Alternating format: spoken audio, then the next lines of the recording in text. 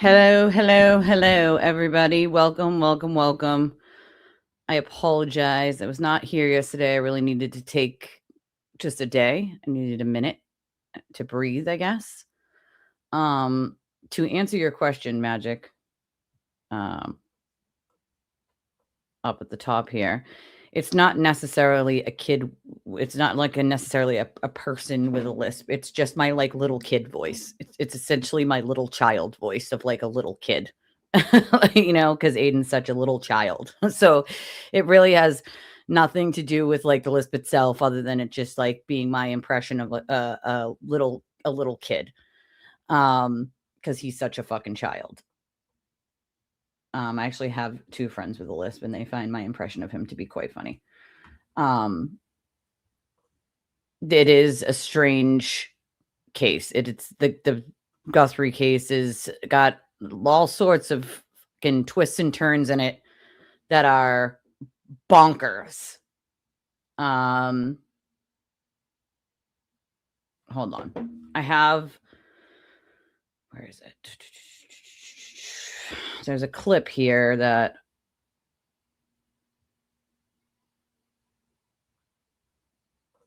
I wanted to show you guys. If I can pull it up.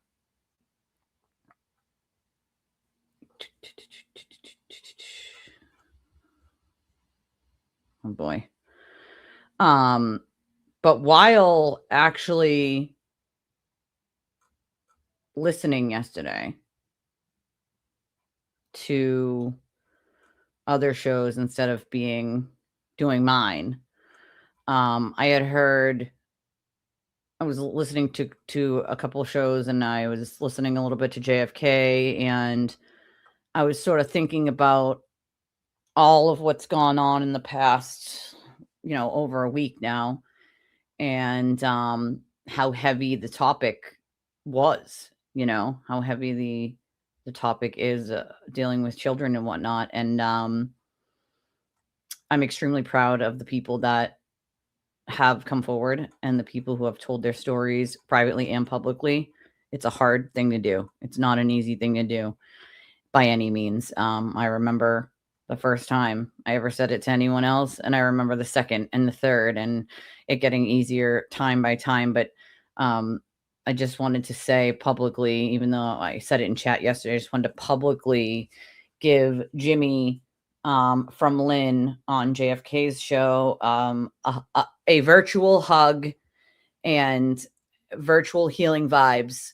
Even though I'm also here in Massachusetts, but he was brave enough to get up there and tell his story to people. And I think it's extremely powerful for people to hear, Yeah, Aiden oftentimes records people, lots of people, all the time. That's one of his things, That's something he just loves to do. Carly has graced us with a clip.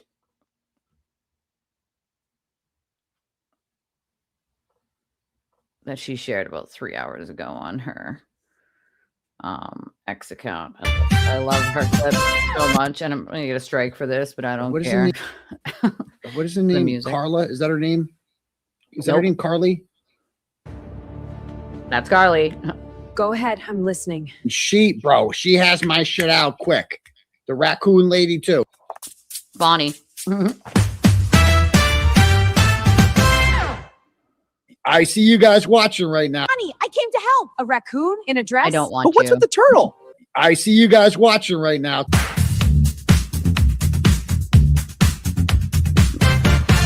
I love it. We will clip this shit quick. And they get that out there like, oh, he said this here on this day. But on this day, he said this to the archives. Yeah, exactly. Hold on tight. Because you're a fucking liar. So they can research my shit faster than I can. They have fucking libraries of my clips ready to go. Like, oh, he said this on this day. I remember the exact day. He said something the opposite of that contradicts that. We're going to put a little montage together. A lot of screens. What are we looking for? An anomaly. There, that one. Right, is I'm winning and you're losing. Yeah, because he's definitely winning. Super. It's all Meredith's fault. Over. Please, I surrender. I'm too weak for jail.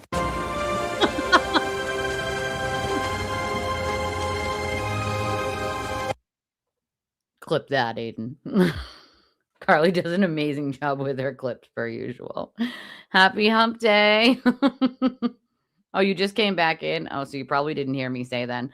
I was answering your question from way earlier in the chat it's not my impression isn't an impression of someone with a lisp or me making fun of someone with a lisp. It's just my impression of a small child.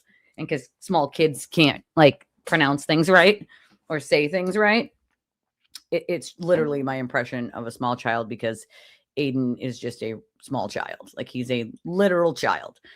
And I remember when my kids, again, Paschetti, like they just simply couldn't like say things. And when they would attempt to say bigger words, to be spitting everywhere. Like it's just my impression of a little kid. I have multiple friends, 2 friends with lisps, and they find my impression of him to be quite funny.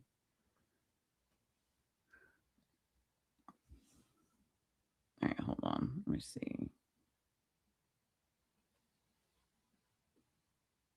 Oh, okay. So actually Beach posted that. He lost. Hold on. I think I have it, in my DMs. I'm not going to pull that up obviously right now, but I think it was something like he had 0.6 and now it's like 0.2. So he lost over 1,000 subscribers over 1,000 on YouTube and then whatever on Twitter. He's losing, quite a bit as he goes along with each new dumbass thing he says. So this apparently is a clip of that Andrea lady backtracking on the payment situation. And that's why he was like, "Well, did you?" Let's hear it. And that's why he was like, "Well, did you make Ray pay $250?" I said, "Most definitely did. Now he ain't pay me no money, but bitch, you is because you the one who gave my brother and them the platform to come on here and it's my impression. So, yeah, okay, take your money. Let me make this clear to you, Magic. That impression I've done about 1 billion times, and it's literally an impression of Aiden as a small, nerdy child. That is the impression. It's the Diary of a Wimpy Sewer Turtle. You can go back, I don't even know. Some of you guys can tell him how long, and I've been doing the impression of the Diary of a Wimpy Sewer Turtle. And I was talking to Deidre on a space, and Deidre said we should just do an entire space in the voice of Diary of a Wimpy Sewer Turtle, which we should. Oh, thank you, New Hampshire. I will check it out. I know I don't ever look before the show, obviously, because I don't. I look during the show. But he's rage tweeting this morning. Interesting. It's literally an impression of Aiden. That's what it is. It's an impression of Aiden as a small nerdy child. That's what it is. I think you mean Jason. No, it had nothing to do with Jason. I know other people like to do like a impression of Jason with his lisp. I've never done that. No, that is my Diary of a Wimpy Sewer Turtle impression. I've been doing that one since, I don't know, end of trial 2, I believe. And all those videos are still up because he's literally like a petulant child who does not know what the actual fuck he's doing. Oh, I see it. Thank you, New Hampshire. I see your $20 donation right here. I appreciate you. Thank you so much. Appreciate you. Yes, definitely with the thumbs up. I see it, but I wasn't gonna say it out loud. I wasn't gonna out your government, girl. I wasn't gonna out your government. But now I'll know it's you, and I can just thank you via your screen name. So it's perfect. Definitely hit the thumbs up button. We appreciate that. And now that you just reminded me of donations, I'm like really bad at this. I like half the show goes by and I never mention it because I just completely and utterly freaking forget. But since you mentioned it, I will totally do it now so that I don't forget. So if you would like to donate to the channel, there are many ways to do so. Hitting the like button is a good one. That's free. You can do that. You can share the video. You can hype it when it's not live anymore. That's also an option. Give me 1 second, guys. I got a call from a family member. Hold on.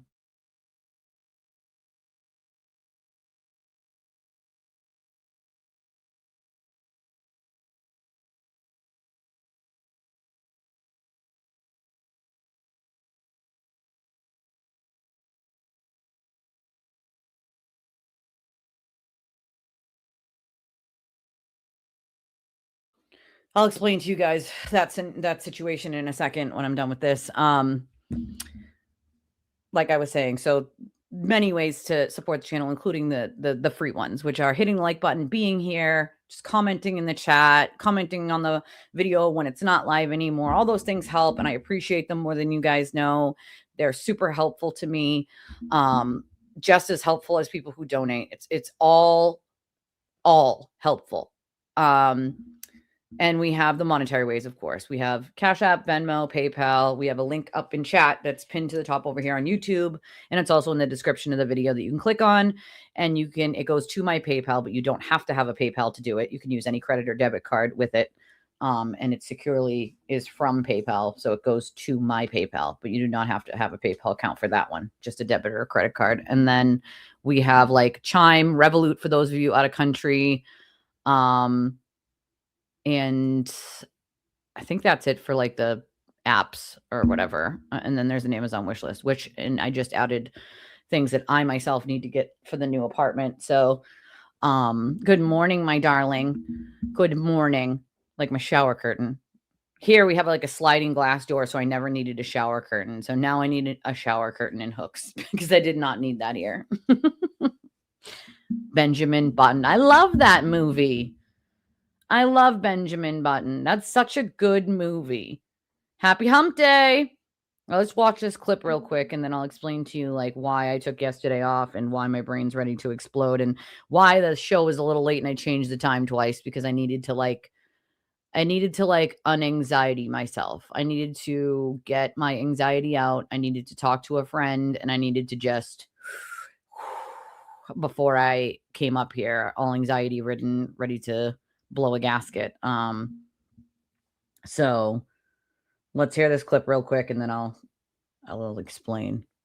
And that's why he was like, well, did you make Ray pay $250? I said, most definitely did. Now he ain't pay me no money. But bitch, you is, because you the one who gave my brother on the platform to come on here and bash my family. So you don't have to take your money.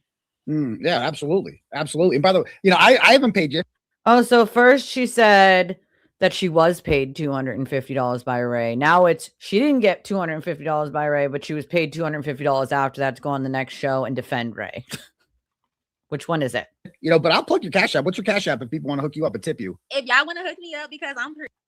I mean, seriously, that's real life. Not for nothing, but this is the first time Aiden's ever plugged someone else's Cash App because he knows that takes away from him. So he would never normally do that unless he was going real hard for someone else. Why are we going so hard for Ray? Well, I'm going to guess it's because Ray could release some things that might not be favorable to the turtle at the moment. That's the only reason that Aiden would do something like this. And so, oh yeah, definitely send her money. Yep. I'm sorry, I would never pay someone to be on my show. Number one, you don't pay people to be on your show. The payment is the exposure that they get from being on your show. Number one. Number two, I'm certainly not going to pay someone as a journalist or even an independent media person like I am to come on my show because that shows a bias. I don't want a bias, and I don't want you to come on because I paid you. I want you to come on because you need to say something, right? And I'm giving you the platform to do it. Not because if you need to pay someone, it's you're needing to pay them to say what you want them to say. Come on. There's no other reason you would pay someone. None. You know what I mean? Like you're going way too hard. Way too hard. Pretty, and my lashes are popping. Y'all see the bottom lashes? It's only 2 clusters on there because I didn't want to do too much. I know, don't talk. And that's why he was like, well, did you make Ray pay $250? I said, most definitely did. Now he ain't pay me no money. But bitch, you is, because you the one who gave my brother and them the platform to come on here and bash my family. So you don't.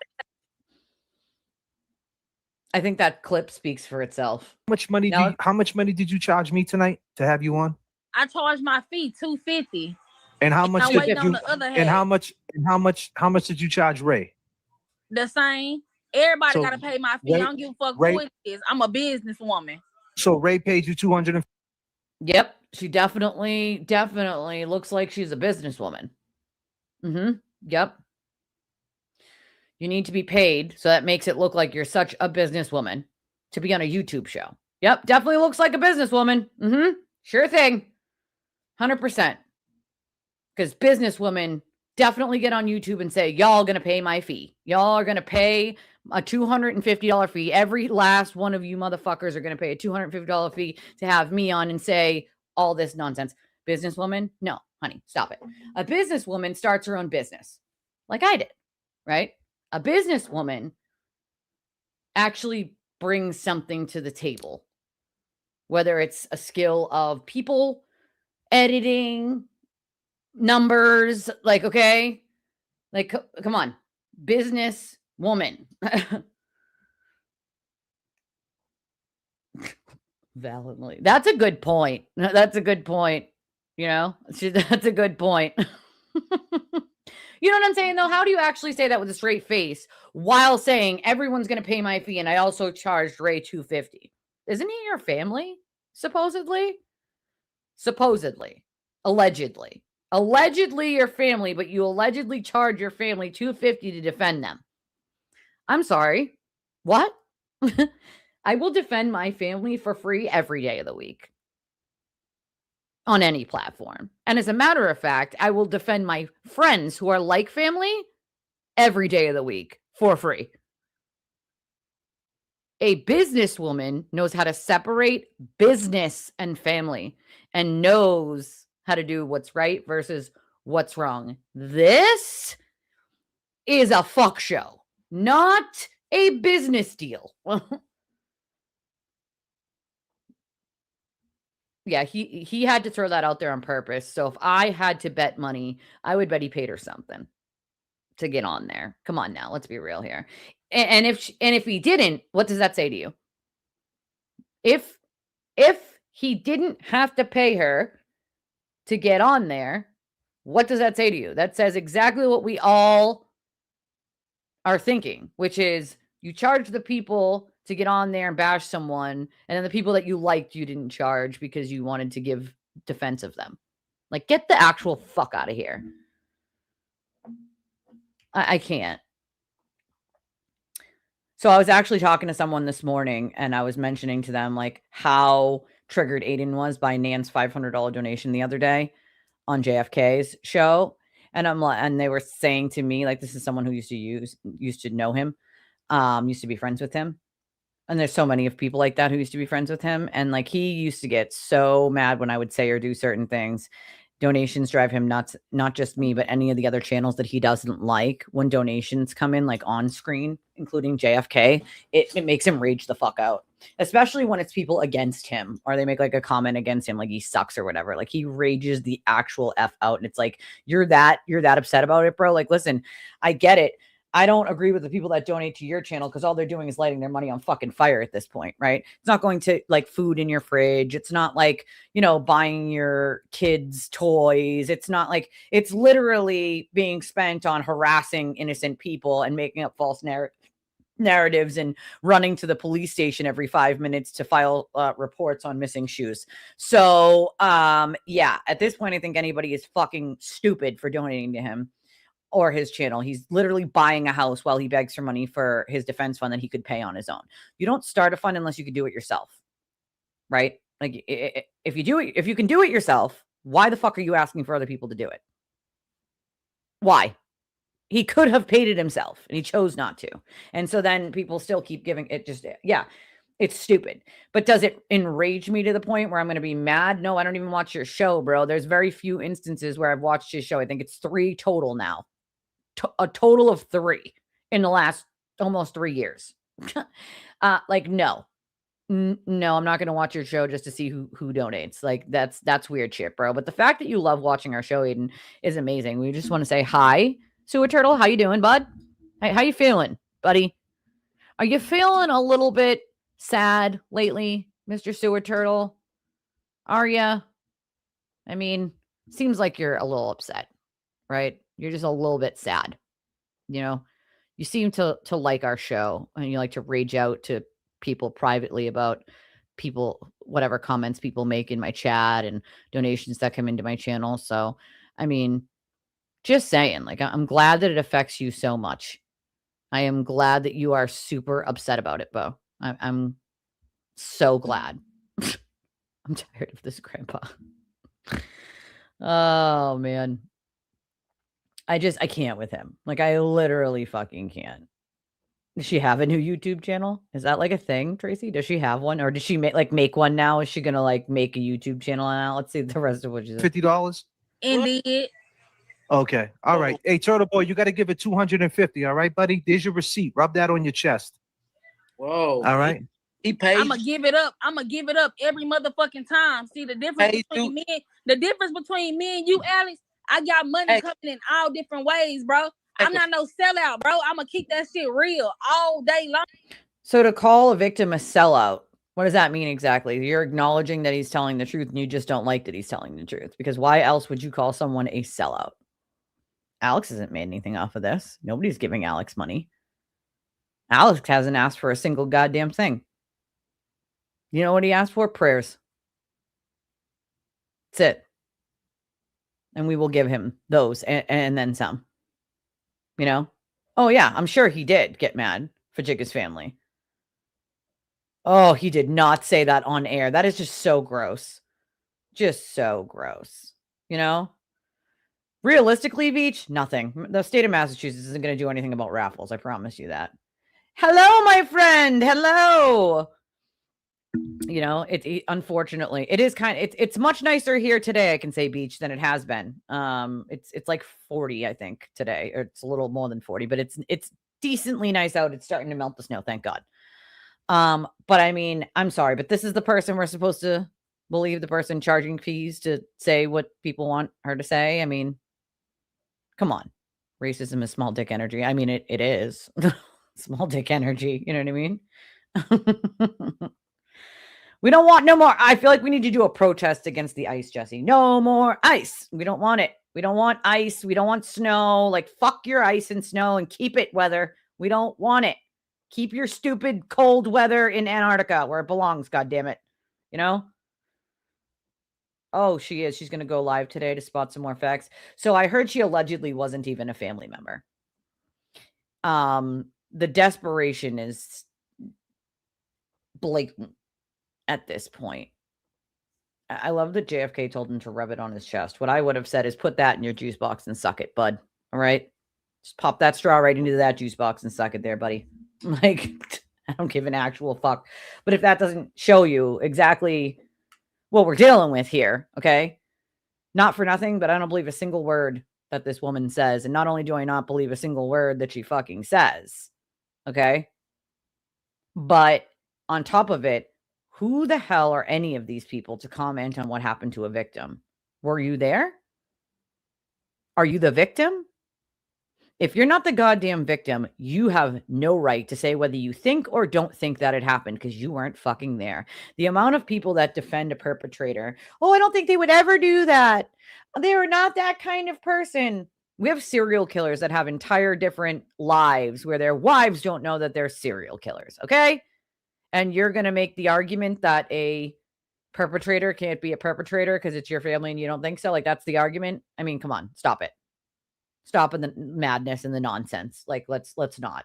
You don't get to speak on what a victim went through. That's not up to you. You don't get a word, a letter, or a sentence about it.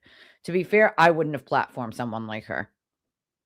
The only person that I want to hear from is the victim. I don't give a shit about 75 family members and what they think or they don't think happened. They weren't there. If they weren't there, they have no right to speak on it. What they think and what they don't think are completely different from what actually happened and what the truth is. You know? Right? To be fair, priests, police officers, teachers, right? Those are all supposed to be safe people, right? They would never do such things. They're priests. They're officers. They're teachers, right? Look how wrong that is in general. You know what I'm saying? Like, come on. Like, this is ridiculous. You know? Like, let's not, you know? His plan worked. We're not talking about him and Lindsay colluding anymore. I don't think necessarily that's his plan because people are unsubbing to him like hardcore, you know? He's not that smart. You're giving him too much credit, Amber. You're giving him too much credit. You're giving him way too much credit. More credit than he deserves. I promise you that. The man's not that smart, okay? He's cunning, but narcissists often are. They're cunning in their words, right? They twist things very easily to make people believe something different than what it is. And that's just basic narcissism dealing with someone like that. But with him, He's not actually that smart. He doesn't actually, like, that's giving him too much credit. She already has 1,000 followers. Stop it. I can't. I can't. I can't.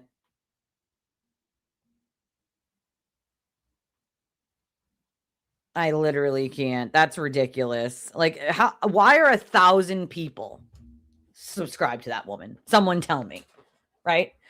All of a sudden, she wants a YouTube channel now. She didn't have one before, but now she wants one, right? Who the fuck would sit there and watch that? Who? Who in the actual fuck would watch that? Oh, he's in a victim tour this morning? Oh, boy. Oh, boy. I mean, that's what it looks like at this point, right? That she's like replacing Ray. Like it's just going to be her instead of him, you know? Yeah, that's the thing. The courts here are just ridiculous. I mean, he's just not that smart. He's really not. I promise you, he's not that smart. So there's family photos of Ray and Alex. So even this chick's brother, I think, said that that's like she tried to say something like Alex wasn't a family member, or that they didn't know each other that well, or Ray said they didn't know each other that well. And the brother actually was like, that's just simply not true. They all grew up in the same place. They all hung out at the same house. Like they did know each other. They do know each other. Like that's just simply not true at all. So it's like, I can't. I literally can't with this. Like, this is what we're doing now. This is what we're doing. We're bringing up people like this to try to defend a really bad accusation. Like, first of all, victims should always be believed. Yes, there are people who lie, or are there people who use the experiences of other people like myself to try to make it their story? Yeah, I mean, there are, but it's very few and far between. It's not the normal. I can tell from some of the things that Alex said that he's not lying, right? And I think only victims would be able to tell. And I've spoken to quite a few other victims that I know of that are able to also tell based on his like things that he said, like that you would only know if you were a victim. So it's like, you know, to me, this shouldn't even be questioned. And the fact that Aiden's going so hard for Ray tells me that there's something that he needs to hide, and that if he gets on Ray's bad side, that Ray's going to let it out. And that's the only reason, because make no mistake, there's no other reason that he would be doing this at all. Not even a little bit. Now he looks like he smells like a belly button. Belly button lint. You're so right though.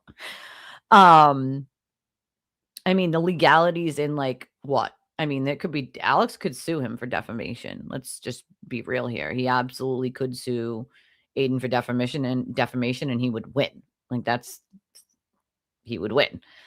I heard someone say that Aiden thought that he could get the police report that Alex filed against Ray about all of this. No. Sexual assault, domestic violence, sexual assault, like those you cannot request. Nobody gets those. They're confidential for a reason, especially when it has to do with childhood sexual assault.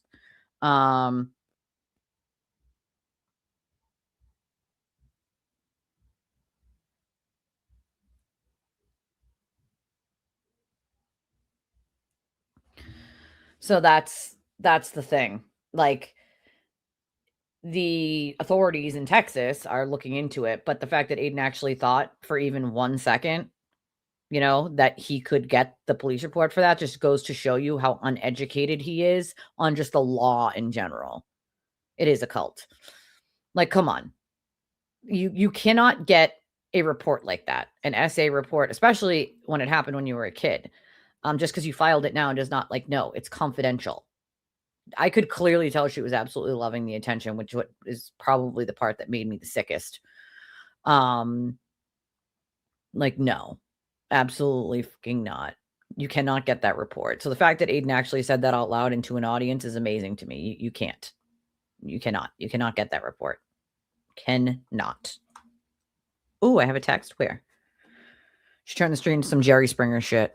Funny, but don't platform her again. I wouldn't platform her. Ooh, we have a text. Let's see.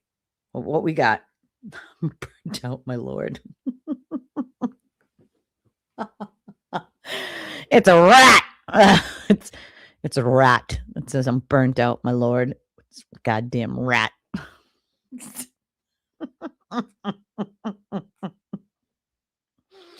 I need funnies. Oh my god. I mean, I know, I get it. He's using it as content, but that's not fucking content. That's a clown show. I fully believe he's got some dirt that Aiden doesn't want there. It might not even be anything like super like crazy, but it's dirt just Aiden just doesn't want out there. Everything is like some big deal that isn't a big deal when it comes to Aiden. He makes everything some giant deal. Oh yeah, those dum-dums. Those dum-dums. I forgot about that. Those were the ones that tried to claim that they could get it. Like, yeah, law girls, not attorneys or some dumbass shit like that. Like, hey, if you were, quote, law girls, you would know that those are not something you can fucking request, you absolute buffoons. Like, what in the fuck in hell is wrong with some of these people? Like, go back to the clown car. Stuff yourselves back into the clown car immediately. You know? I think he's just content. Ray doesn't know anything about Aiden besides that maybe he paid him this entire. So that's the thing. I don't think it's something like personal. I honestly think it's something like how Ray set up his channel and what it was intended for. But Aiden doesn't want that embarrassment. You know what I mean? Like, even though we all know that's what happened, he doesn't want like the text messages proving it out there. You know, that's just how Aiden is. You know what I'm saying? I don't believe it's some like really deep thing or something personal like that. I just honestly think it's really that simple. But that's the way Aiden is. He'll hide that and he'll take extreme action to hide such a small thing. I mean, the guy lies about whether he peed 5 minutes ago or not. Like, let's be real here, you know? There's nothing else Ray, some dude in Dallas could have about what TV did in 2020. No, I don't believe it's anything like that. I think that he wants to hide how, you know, his, you know, channel came to be and why between Aiden and fucking Will, you know? Adderall rat. Yeah, he called him an Adderall rat. It was funny. A Ratterall. That's what it was. When he said Ratterall, I was in the middle of literally taking a sip of my coffee and I choked on it because a little bit went flying out my nostril because he literally said Ratterall and I fucking could not hold it in. It was too funny. It was too funny. It was too goddamn funny. He said goddamn Ratterall. I can't. He doesn't want to be wrong. He hates being wrong. And if he can make something up to try to bolster his argument when he knows he's wrong, he'll do that. He'll make up a fake receipt or a fake email to be like, see, I told you guys I was right, even when he knows he's wrong. Like, that's how sad he is. You know, that's how sad he is. He's really just sad. Have a good lunch, Beach. Like, that's just, you know what I mean? It's just gross at this point. It's gross. It's just gross. He has to be right, and he'll do anything to be right. Like, that's it. Come on, man. It's really not that serious. You know what I mean? Like, you can not be right all the time. Like, we do get things wrong once in a while. We are human, right? I'm human. I probably get things wrong sometimes because I'm human. And if I get it wrong, I'm happy to be like, you know what, guys? This thing was wrong. I found out that this thing that I thought that I was right about was wrong. And look at that. Is that so hard? Well, for a narcissist, that's like having your oxygen cut off, admitting you're wrong. That's not a thing. They can't do that. You know? They can't do that. Who says that? Like, who says some shit like that? That your kids will end up in foster care. I was a foster care kid, dude. Okay. And I can tell you there's a lot of fucking abuse. They moved me foster home to foster home to foster home for years because I was older than 12. Right. And so non-adoptable after that age. Right.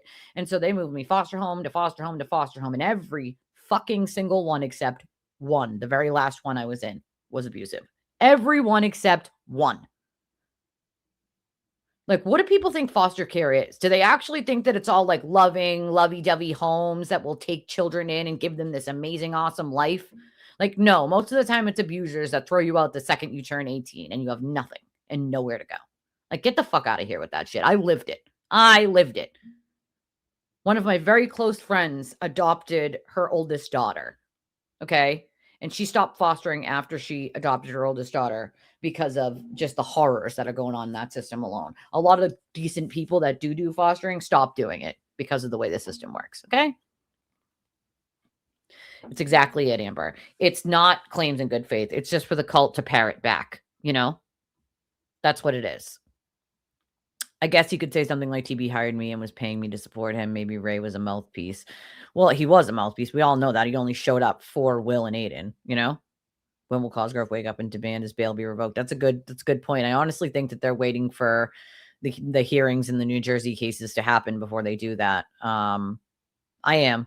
Yeah, I'm streaming on 3 platforms right now, so it's not a Spaces. It's just this, what you're watching right now. It's the same thing simulcast on 3 places: Facebook, YouTube, and Twitter.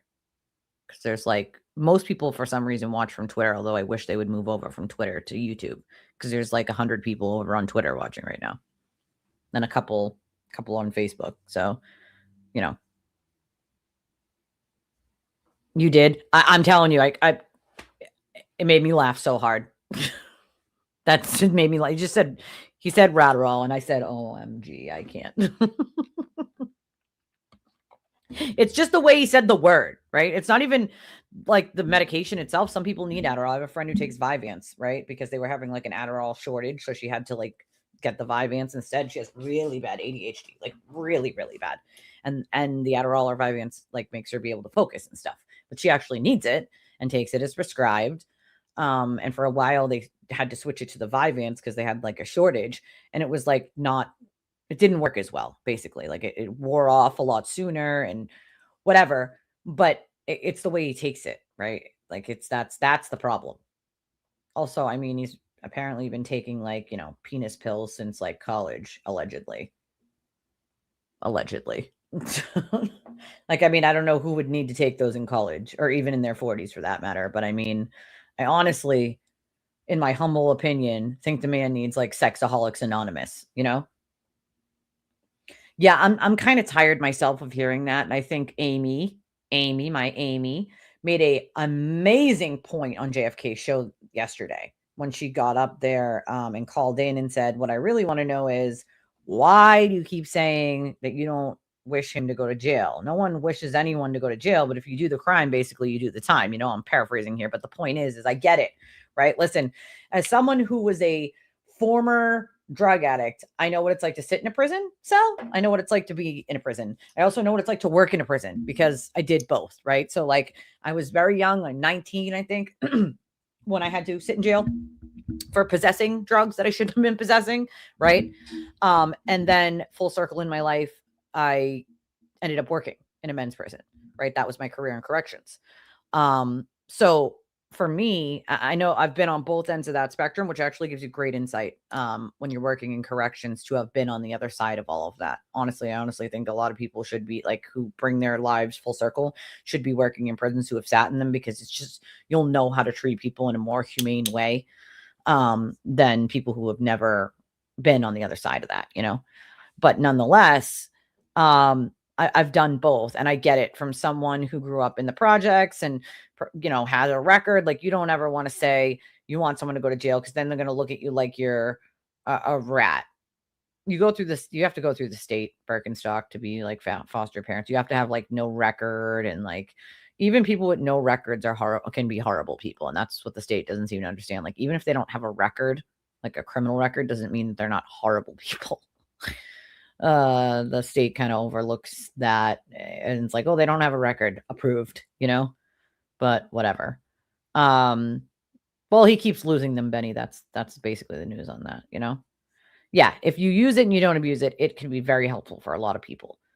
But he was like drunk as a skunk Super Bowl night, running his friggin' mouth left, right, and sideways. That's what he does, right? But for me, watching some of this, I can understand why JFK and the guys wouldn't want to say like, oh, we don't want him to go to jail. I understand it, right? I get it. I understand it. I think my bigger problem with it is you're sitting there saying you don't believe that he should go to jail. But if you look at the indictments and you look at his crimes and you look at the statute and you say, well, I don't think he should go to jail because he has kids. Well, first of all, almost all the people in jail have kids, right? They have kids. Probably 80% of the people in jail have children, all right? Or in prison have children. Having children doesn't stop someone from going to jail. Simply having children doesn't mean that you shouldn't go to jail. I mean, if that were the case, every serial killer and pedo would be walking the street because they had children of their own, right? That's just simply not it. I get it. You don't want to say it on air, probably because you used to be a convict and that would not give you a lot of street cred to say you think someone would go to jail. But listen, been there, done that. And you know what I learned? I learned that I don't care if I grew up in the projects. I don't give a shit. I am not the projects, right? I left there a long time ago. I don't really need street cred. I'm fucking 39 years old with children of my own. I don't really give a shit what anybody thinks or doesn't think about me. And the bottom line is this: you don't have to be violent to belong in prison. Aiden belongs in prison. He destroys innocent people's lives, and he doesn't stop. He continues on over and over and over and over and over. Why shouldn't he be in prison? As Amy pointed out, why shouldn't he? He should. And why shouldn't people recognize that he should? You know? Well, that's the thing. Like that's the other thing I think that other people have kind of expressed to me, which is like they don't know if, I mean, I don't know if he has in his own time. I don't know if JFK went over and looked at, Aiden's record. I mean, he very well could have, right? Like, and any of the guys could have. I don't know if they did or didn't, right? But nonetheless, if you do take a look at it, you can clearly tell like he broke the law. And not just did he break the law, but he's been breaking the law for 10 goddamn years, dude. He's been illegally wiretapping, threatening, harassing, trying to extort and blackmail people. Those are all crimes. Okay? They're all crimes. Every last one of them. And I get it. Being a former criminal, you probably don't want to say, they belong in jail. But the bottom line is he does belong in jail. And so saying that he doesn't, I think comes off to other people as disingenuous. Not that that's not, that's perception, right? Like that's not JFK's fault that that's the way it's perceived. But nonetheless, that is how it's perceived, as just making excuses for him, just sort of making sort of the cop out that like, hey, I used to be a criminal, so I can't really say like he should go to jail, even though I think he should go to jail, right? For me, I'm sort of over that whole thing in my life, have been for a very long time. And for me, like it is what it is. He belongs in fucking jail. He's hurt so many people and he will continue to do it until he's locked up to the point where he can no longer hurt people ever again. You don't have to run around stabbing and shooting people to destroy lives. Okay. He destroys lives and he'll continue to destroy lives and he'll continue to go after families of anybody who disagrees with him. I mean, he came after, in his drunken stupor, Jen Altman, Jason, and God knows who else. Those were the two that I kept hearing about, people telling me that he said, but like who else at that point, Every other person that's ever walked away from him simply because he's acting like a lunatic. I mean, come on, Yeah, they have a mother. They absolutely have a mother, right? Nobody put him in those positions but himself. And I think that's the point, right? It's like no one put him in the positions that he's in except him. And instead of behaving like he's on bail, he keeps committing crimes while he's on bail because that's like so smart and everything, He should be in a prison cell. That's where he belongs. And I think what I'm hearing from other people is that they wish they would hear that from JFK. I don't think you're going to hear it from JFK. I think, again, because these are guys that sort of came from the streets and grew up that way, like you're never probably going to hear them say that he belongs in jail, even if they think that he belongs in jail, which is unfortunate. But you got to respect that that's, what they think or what they do, like that's for them to decide, not really anyone else. For me, I get where they're coming from, but at what point in our lives do we sort of abandon that notion that if we say what we really think, which is that he belongs in fucking prison, then that means that all of a sudden, and I think part of it is because Aiden puts out these false narratives that if you say he belongs in prison and that he committed crimes, then you're not for Karen Reed, right? If you're a Karen Reader, that means you're not for her if you say he belongs in prison. Or if you say he belongs in prison, that means you're for the Alberts and McCabe's. Like, well, I'm for them anyway, but that's not the point. The point is that's the narrative he puts out about anybody who's free Karen Reed, so that later on he can have his minions attack them and say, see, they said that I belong in prison, so they must be, with everyone who hates Turtle Boy. Like, people don't hate Turtle Boy just to hate Turtle Boy. People hate Turtle Boy because he's a fucking criminal that destroys innocent lives to hide his own dirt. It's really that simple. It's not complicated at all. Not even a little bit, you know? I agree with Liquidly here that, you know, coming from Free Karen Reed, it isn't at all understood that his legal mess goes like back before the Free Karen Reed trials. Like a lot of these people, and again, I didn't know either first interacting with him. I didn't know his sordid history either, and how bad he was. I had no idea. So I get it. I can totally understand where people don't realize that, like, because they just started watching him during the Karen Reed trials, that they don't understand that this has been something that's been going on for a decade. But it has been going on for a decade, right? And me and other people have shown so many different things when it comes to him. And the shit that he's done over the last 10 years, you know? And we've shown the receipts. So it's like, at what point do the writers acknowledge that this is who he has always been? It's just worse now. Exactly. He needs a timeout. Not that I think that timeout will change him at all, you know? The situation is the daughter does not want to be with him, doesn't want to go to his house, doesn't want to visit with him. That's the situation, you know? Oh, yeah. According to Aiden, everything is Meredith's fault. You know, global warming, you know, the stock market crashing, everything, you know, all over the world. Low birth rates, you know, it's all Meredith's fault. Everything's Meredith's fault. Gas prices, snow, you know, the weather today, whether he's angry when he woke up this morning or not, it's all Meredith's fault. Everything is Meredith's fault. I agree with you, Miss GNX. Whether he says it or not, I believe he's going to prison eventually, you know? I think he's going to prison, you know? That's where he belongs. That's correct. He's not allowed to be alone with his daughter. Well, she doesn't want to be alone with him, I guess. Conspiracy errands, Smitty? I like conspiracy errands. Let's do some conspiracy errands. Is anybody else taking us with them today? Are we on any conspiracy drives to work, or conspiracy dog walks, or conspiracy cooking, or conspiracy... Well, we know Jesse's making cheeseburgers, so we're doing some conspiracy cooking. Are we doing conspiracy grocery runs? What else are we doing today that's conspiracy? Of course, they bought into Bradle's interpretation of the case, because all Bradle does is the same thing Aiden does, which is spin narrative. You never noticed when a judge actually calls Bradle out on narrative and asks him to make an actual legal argument, he often stutters over his words. You know? Like, come on. The man's not a journalist. We all know this. He never has been, and he never will be. He made Brett go and get his... I'll never forget this one. He made Brett go and get his award for best blogger. That's the award that he talks about. He's award-winning journalist. The problem with that is he won best blog, and he had all his people and bots go and vote on it. So, like, that's how he won this internet award of best blogger.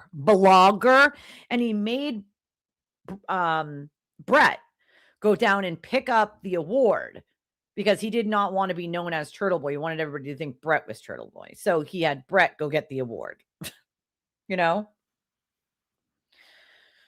And the rest of these people, like Jess Machado, like, they're happy to just ride on his coat. You know, they're happy to just do that. That's totally okay with them, you know? I don't think people need to pick a, quote, side, you know, but that's essentially how he, you know, puts it, right? Like, if you didn't do this for Turtle Boy, then you're bad, right? Then you're not for me. You're not for me if you don't do exactly what I want, exactly when I say it. And that's just how he is, because he's a narcissist. You ever notice that I don't tell my audience who to watch? I don't care who they watch, right? I give you my opinion on what I think about some of these people, but you're free to watch them, interact, do whatever the hell you want, right? That's your choice. I'm never going to say to my audience, hey, you're here and you're always civil in my chat and you're always chilling, but like, I saw you in so-and-so's chat. Why are you fucking here? Why are you here? Unless you're over there trashing me and someone tells me, like, I really could give a fuck less, right? Like, I don't care. People want to see what other people are saying. They want to interact. Like, what's it to me, dude? Right? Like, I don't give a shit. Aiden gives a lot of shits, you know? He's the common denominator. He's always the common denominator, you know? Yeah, Meredith caused the oil light to come on in my car. We should play this game. In the chat, I want you guys to tell me what Meredith's fault is today. What is it in your life that has to be Meredith's fault? It's Meredith's fault if... Go ahead. Now you guys tell me. Because this is what Aiden does every day. He thinks of ways that it can be Meredith's fault. It's Meredith's fault. I just got a text message and an email. Just saying. It is her fault.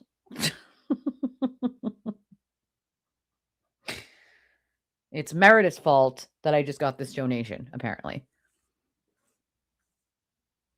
Why is Auntie Deb suddenly done ripping on Meredith? $10 donation. Good question, my friend. I don't know. I don't know. He's very wishy-washy, that Auntie Deb. You know, very wishy-washy. Very, very wishy-washy. So I have no doubt that he will come back at Meredith for some nonsensical thing.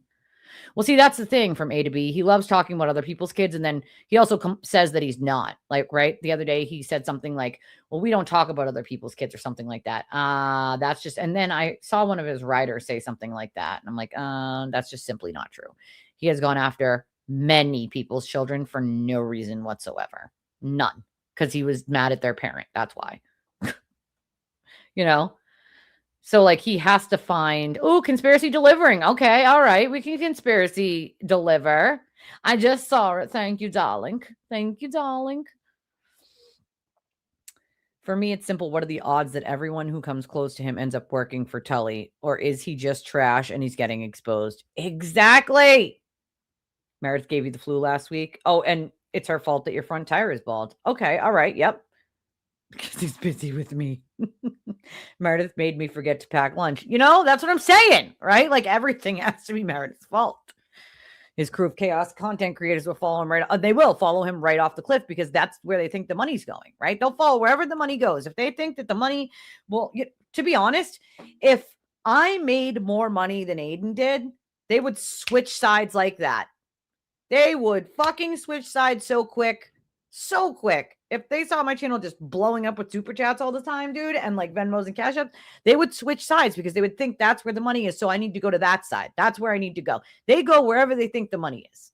I would bet money on the fact that if all of a sudden, you know, my channel blew up and all the money was coming this way, they would flip real easy because they have no fucking integrity. That's the difference.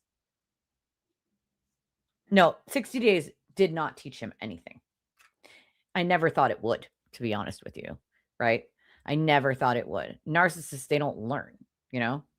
It's Meredith's fault we have 6 more weeks of winter.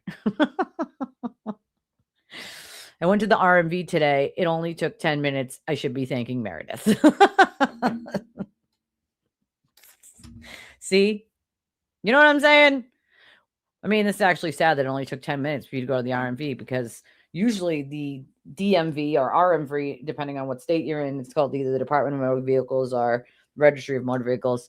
But usually it's a freaking nightmare and it takes a million friggin' years to get in and out of that place. It's like a nightmare. And so when I tell people to have several seats, I tell them to have their several seats at the back of the DMV because it's a nightmare to be there.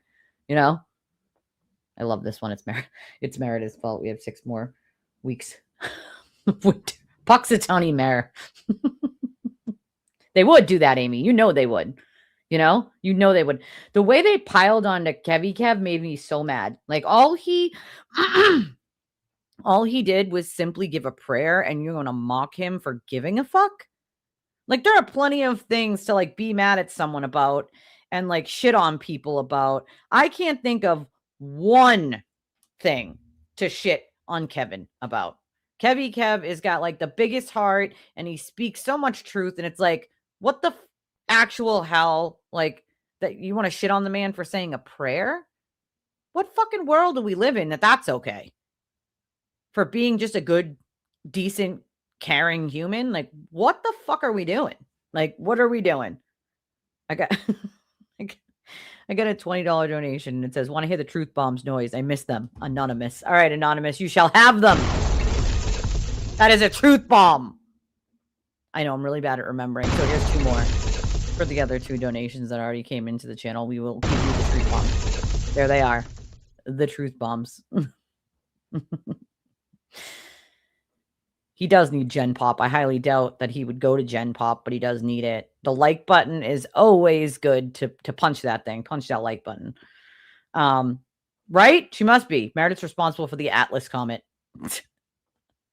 I mean, what isn't Meredith's fault? I mean, he literally blames her for everything. It's Meredith's fault that a victim is talking about being a victim. The fact alone is after Alex left his show, right? The first question he had as Alex was leaving, Alex was already gone. And he's like, did Meredith pay you to say that? Do you know how ridiculous that is? You know how ridiculous? Do you think someone would come out as a full-grown man to talk about abuse that they suffered, okay, because someone paid them to? Especially that kind of abuse? What kind of fuck show? What in the goddamn Narnia? Because sometimes I feel like he does just live in Narnia. Legit. It's Meredith's fault that you're walking your pup in 72-degree weather. I know, right? Oh, God. Meredith, the 72-degree weather is your fault. Although, if you could send that down to us, Space Ghost, or actually, technically, it's up to us, but if you could send it up to us assholes here in Massachusetts, we would love that weather right now, because I am over the snow. I'm done with it. I've had enough of it. I don't want it. Take it back. Antarctica, take it back. Meredith's responsible for the price of eggs skyrocketing. I can't. But I mean, it's like literally true. This is what he does. Like, this is literally what he does. It's like sad at this point. It's really, really sad. I loved when Angela was like, who's Meredith? That just goes to show, right? Like, that just literally goes to show. I was looking to see who's on Spaces just to see. Looks like Can We Keep It Real podcast is doing something. Then Kate can listen in and see what they're subscribing. Saying. That's an issue. Yeah. Like, people are actually taking the time to go find your channel and leave it rather than just ignoring it. And so I think he's scrambling for as much fake support as he can find. And Ray from Dallas, now I know why that guy wore a mask. Holy shit. He's he seems to be bringing some fire, and so Turtle Boy's going to go whole hog, assuming he's insulated from it if it goes badly, and I don't think he's going to be again. Agreed. Well, I don't know. I think inviting somebody on your show that says they're going to beat up Meredith probably wasn't a great idea. Yeah, it's probably not smart. Just saying, that's a threat. I mean, cohorting with anyone that says they're going to physically assault someone over online shit is never a good idea. Yeah, it's probably not. I mean, having somebody on your podcast that has multiple lip rings, that's just starting from there. We can just work down the list. Not a good look. She got more followers in one day. So weird. Than, I mean, these people actually believe this shit. It's probably about 50-50. Probably the same number of subscribers he's losing every day is how many she got yesterday from being on his show. Probably true. Okay, so I mean, this is YouTube. Most of these people consume a certain amount of content each day. For some of them, it's 45 minutes while they drive to work. For some of them, it's 8 hours a day while they do housework, cook dinner, do whatever. So they're going to fill that time with something. And if they're pissed off at him, they're going to go watch somebody else. So where better to watch train wrecks than the ones spinning off of the major train wreck? Yeah. There's not a lot of cross-pollination, I don't think, though, in the audiences that he's trying to cobble together. So, I mean, she wasn't interested in his story at all. She did not care. So I don't know how those two audiences are going to grow each other. I mean, well, there'll be some brief human safari interaction, but after that, I think they're going to realize these are two different worlds. That the world that she appears to embrace is the world that his audience generally makes fun of. So it's probably not going to go real well. No. And he just was so uncomfortable when she was on too. It was sort of like actually what it reminded me of is when he was talking to Jess Machado because, and I think I was telling you this, he's doing the same thing. He's doing the same, haha, oh, really? Haha, oh, really? No. Yeah. The entire time she's talking, just like he did with Jess. That's what he does. So his little patter that he has when he's not listening to people and he's really looking at his phone. Yeah, he goes, yeah, see? And he twirls his handlebar mustache because he's the bad guy in a 1920s cartoon. Yeah, he grabs multiple sippy cups and trades off between them while going, yes. Yeah. Oh, thank you. Thank you. You hear his It's phone comfy. going off in the microphone. I like the one Well, with that's little the knots crazy on the thing top. too. Kate remembers this. There at one point was a page of one of his ex-girlfriends, Leah Genduso. She's a very beautiful He lady. made the And page of he was Leah. posting pornographic material of her. He was. Pretending he was her. Yep. So one night, Kate and I had talked and I was like, oh, he must have it logged in on his burner phone. It's a cheap phone. So when he went live, me and a couple other people started messaging the Twitter account and you could hear his mic getting messed up by the phone receiving the messages. It was doing the yeah. And I was like, oh my God, that is his, that's his account. Yep. That's true story. Can confirm. That was great detective work. I was like, wait, it's a cheap phone. Let's fuck up his mic while he's live. Oh, that's great. It worked. Yeah, it worked. It is live right now. Yeah, the snow is melting today. And see if I can switch headsets with a Twitter thing running. Be right back. Oh, dude, I couldn't even switch tabs. I just tried to open my text and it booted me out and I had to come back in. Yep, We'll that's call what happens Andrea on Twitter lately. She'll fix you up. I'm good. She's a businesswoman. Though, for your kind offer. She's a businesswoman. Andrea is. Messy mess. You're welcome. Yeah, it is a very messy mess. My favorite part, one of my favorite parts last night was when he tried to get her off. And she's like, oh Nice no, to I'm see not you, going my anywhere. friend. Everybody here wants to hear from me. And so he's like awkwardly saying, oh, okay, I'll do a poll, which in my narcissistic rage intensifies. Yes. And I think he was trying to activate like, narcissist to his club, like vote for her to get off because I'm uncomfortable and I want her to get off. And like 94% of the people said they wanted her to stay. So I guess that's a yes. So then she stayed, and then he tried to, interrupt her with clips of himself. It was just pathetic, pathetic. Embarrassing. This is why I can't watch him because it's at like some time, Kate, we should watch his emergency stream from when he couldn't figure out who ran this page and he was going to leave the internet over it. It's like it's like going to war with a nuclear power that has lost its fucking mind. Yeah. You're damn right, Aiden. You're damn right. That's hilarious. That shit was amazing. Never gonna leave the internet unless he's forced to. I do want to. I haven't watched that since it happened. I'd love to watch it again. I like how he reframes that time in history as like it was really awful because hey girl, shots of his face and his jerk off videos leaked on the internet. That's not what it was. I'm not on the spaces. No. We're listening. We're just. I just love that he would hit me up and he was trying to get me to figure out who was running this page. Though. And Shannon just mentioned when he was admitting to me that everything in it was real. He admitted he submitted false evidence to court. And he's done that a couple times. It's like, dude, you're admitting that the evidence is real and you want me to go after this person? That's not how I fucking roll. Right. At all. Right. Kind of crap. Kate's it was what a crazy time. That was kind of a fun time. Listening. We're not speaking. We're just listening. But they were just all still out there. Made that fake page of you. Yeah, everything's still out there. I have an entire zip drive of stuff from the group chat that I haven't put out. I can only imagine. But who knows? Let's see what happens. Good afternoon. Maybe the blog needs to make a 2026 comeback. No, he didn't. What a loser. Yeah, Who I don't know. does that? There's a lot of stuff I didn't put out because I was like, I don't know. I can be quite a cunt online. But at the end of the day, I was like, oh, his kids will Google one day. I don't want them to see this. I know. And that's too late. Too late now, though. Too late.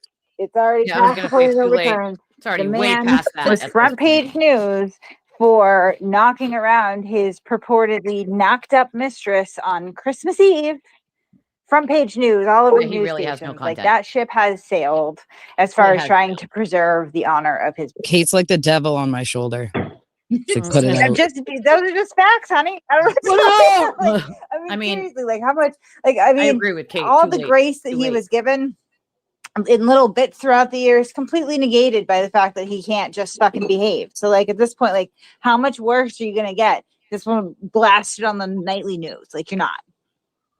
It's too late. Well, I have no interest in extending grace whatsoever. But the part that I don't get is at this point, for him, his kids are out there. His kids are going to see it, but what they're going to see is what their dad sent to random strangers. Yeah, and he doesn't like. He hasn't taken that in. Like maybe I should. Well, not even that. Like in those messages, there were a lot of messages about his kids.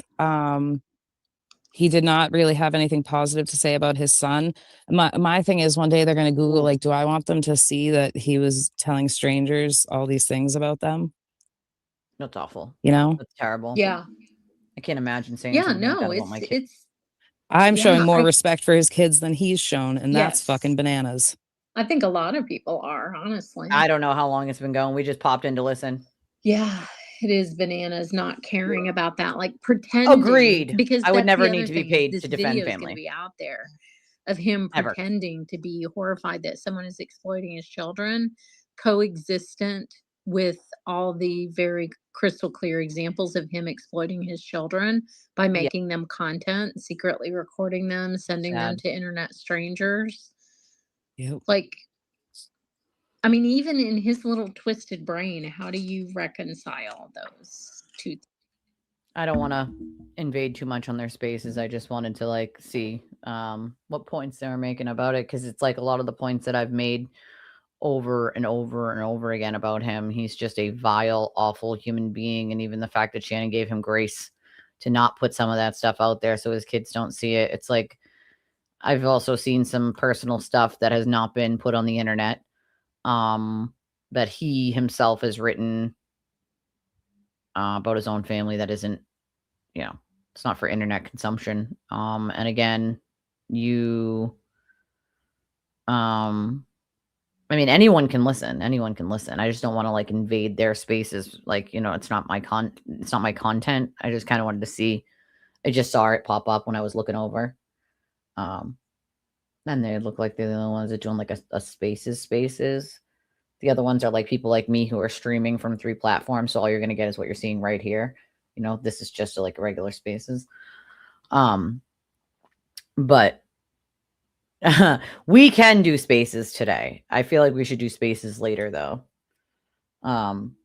Just a little bit, maybe in like an hour, we'll do spaces. Cause like, then I can end my live stream when I have to go to the bus, and then I can keep the spaces on. Well, that's the other thing, right? Like, what do you mean? Say it's like YouTube. I don't know. I don't get paid for spaces. You can monetize your Twitter. I don't.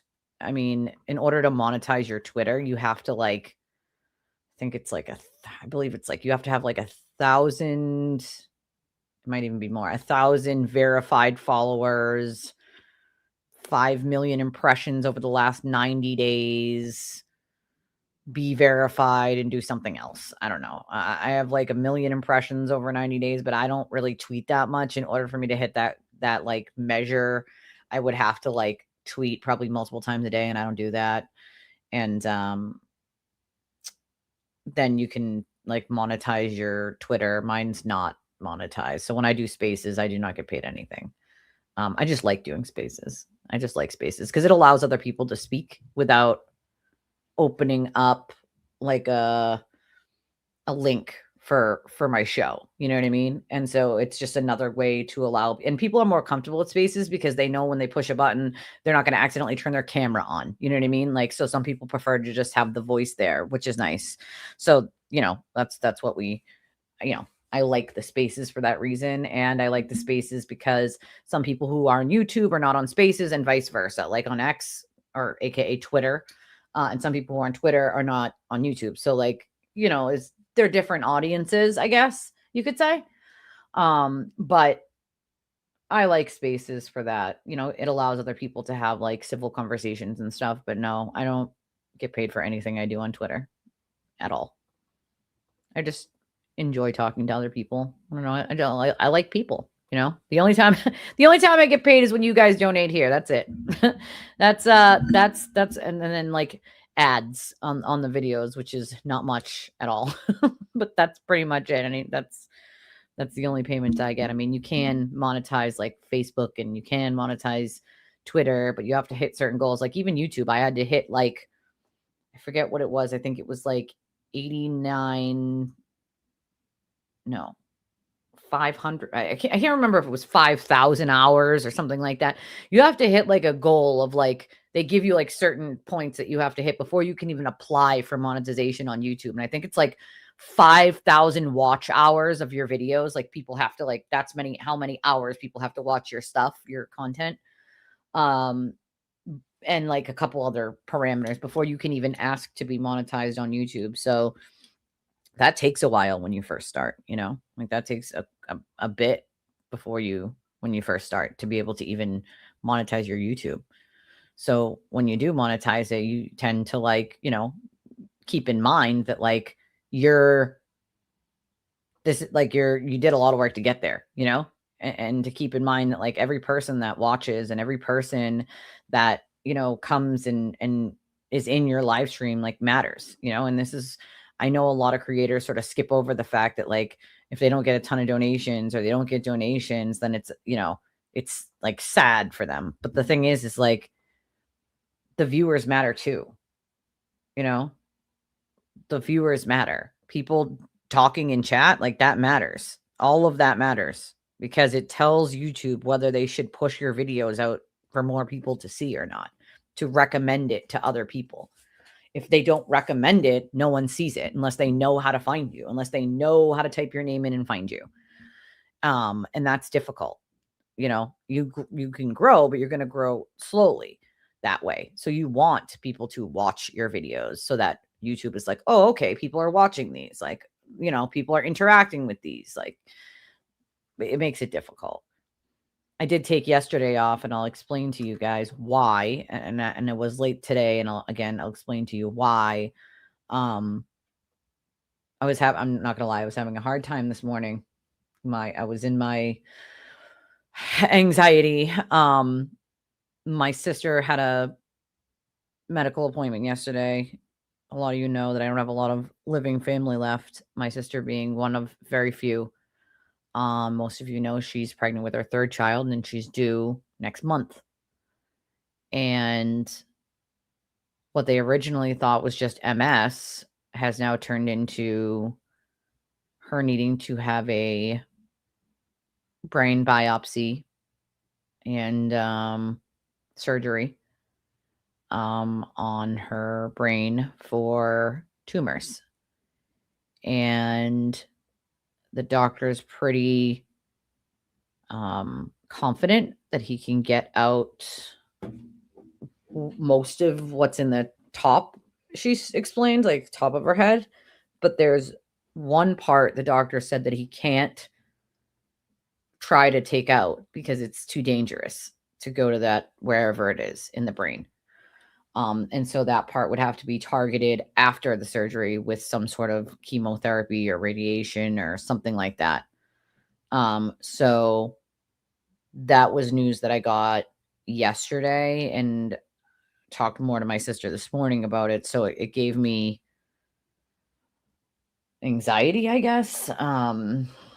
It gave me worry.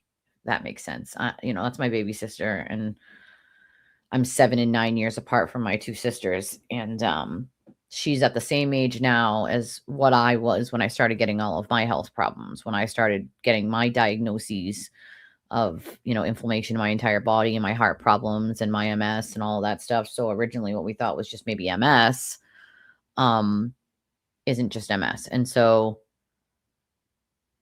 I just like mentally could not do it yesterday. Like I just could not. Like yesterday I was just not going to be able to do it. It was just like one of those days where I was like, you know what? I'm going to need to just take a day, And then this morning I just really needed to just like call a friend, like phone a friend. I was taking a lifeline from Who Wants to Be a Millionaire and phoning a friend.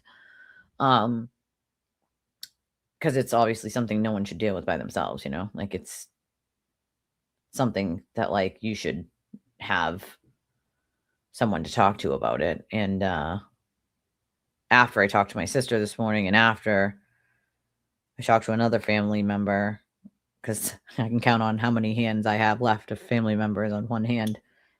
The concern of the other family member made me more concerned. And so I think my anxiety level was at like its critical moment where I needed to get it out. And get someone else's, perspective or comments on it, So I did that. And so I feel still worried. I still feel worried for my sister. And I still feel like I have a million things I got to worry about and questions and all of that. But I definitely feel better that I talked about it, and better that I talked to someone before the show, and better that I texted a couple of my friends. Like, just because like I sometimes, and even my age of 39, I need someone to say, it's going to be okay.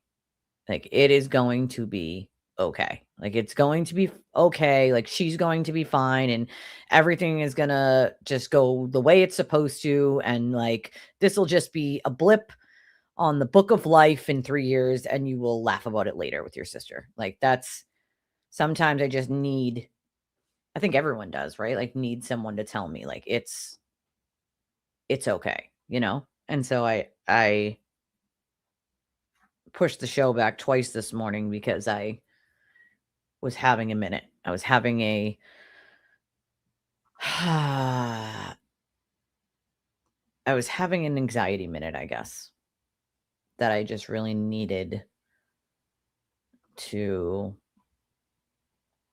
talk, right? And yeah, I do have a lot on my plate. I'm moving on Sunday. I gotta, get this stupid U-Haul and figure out how to move all this shit out of my house with not a lot of help, and get it into the new place with not a lot of help. And it's just like a lot, obviously, to deal with for one human being. Not like I haven't dealt with a lot of things before. That's not, I'm used to it. I'm used to being under pressure, if that makes sense. Sorry, my chair is like getting smaller and smaller. I don't know what is up with it. I keep forgetting to like tighten whatever's on the bottom of it. But I do have a lot on my plate, but I feel like I always have a lot on my plate. So it's like that. I don't think that was it. I think it was the fear. Fear will get you. It'll fucking get you. Fear will absolutely get you. And just the fear of what could happen in that scenario scares the shit out of me. It scares the shit out of me. But I do have faith that my dad's up there looking out. He certainly looked out for me when it came to getting this new place. I can tell you that much. So I know he's up there looking out for my sister for sure. But it's just like one of those things that happens all of a sudden that you're just kind of caught off guard, and then you got other shit going on, so you're like, what do I do with all this? Like sometimes you got to put it somewhere, you got to get it out. You got to put it somewhere. And I learned a long time ago, especially for people who have like anxiety or panic or PTSD, like you can't keep it in. And I try a lot to just keep shit to myself and keep it, I don't want to burden anyone with it. I don't want to make it anyone else's problem. I don't want, you know what I mean? Like, so I try to deal by myself, and that's not the healthiest way to do it. It's just not, it simply isn't. So do as I, say, not as I do in this scenario. Because if you do like I do and not as I say, you're going to find yourself in the same position. So, make sure that you do reach out to someone when you're having a hard time, and that you do talk to other people about shit, because if you suffer in silence, it ends up being so much that you explode at some point, right? And I don't want that for any of you, because it doesn't feel good. I'll tell you that much. It feels sad, if that makes any sense. Just it's sad and scary to think about someone you love getting brain surgery. Like, that's a scary thought. And I think the thing that scared me more was the doctor saying, like, there's a certain part of it that they can't go in and remove because it's in like a dangerous part of the brain that they wouldn't be able to like go into. So that would have to be targeted. That they're pretty confident about getting out the rest, but that one spot, right? And so my brain keeps going back to like, well, what if that one spot gets bigger? Or what if they can't, like, that's where my brain goes, and it obviously shouldn't, but like, I think you got to think of the worst case scenario, right? And so that, my brain always goes to worst case scenario because that's like my luck. So I just automatically go there sometimes, I agree, Magic. He'll be just fine. He makes plenty of money. I mean, it's just his greed really that drives him. Funny you say that, J-Bugs, because me and Deidre were talking and when I was looking for a new place. And I'm like, all we can do at this point is just say a prayer. That's what I've been doing. You know what I mean? Just say a little prayer, say a prayer. That's all we can do. And Deidre's like, I'm going to say one right now. I'm going to say one right now. And it was later on that night after me and her talked, and she said that the place, the landlord from that place called and offered us the place. And so sometimes you never know. You never know. That power of prayer, my friend. Sometimes it just pops up. And that makes me think of my grandmother's prayer cookies. Most of you have heard the story about my grandmother's prayer cookies.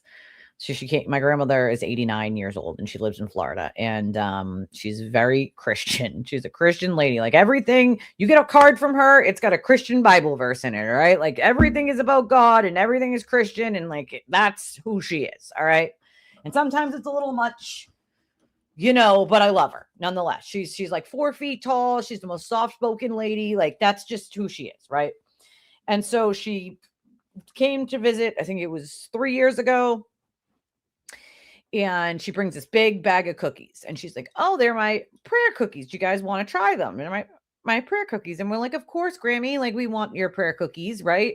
And so my dumb ass is like, wait, before I bite into this cookie, is there like a little prayer inside this cookie, Grammy? Like, am I going to bite into this and there's like a cookie? Like, is there going to be like a piece of paper, or is, like, am I going to, like, how's this work exactly? Like, how's the prayer cookie made? And she started laughing at me. I'm not kidding. I really wanted to know the answer to this question. And she started laughing at me, and she was like, no, they're prayer cookies because I pray over them when I'm making them. I said, oh, and you make them with love, Grammy. She said, of course. She said, yes, I pray over them. That's why they're called prayer cookies. She's so little. She's like 4 feet tall. She's like tiny. She's like a tiny lady. All right. And my grandmother is my only living grandmother. And she is a G. Okay. That lady has survived a mastectomy and 3 bouts of cancer. She is now in her 4th bout of skin cancer right now that she is having treated. That came back, unfortunately.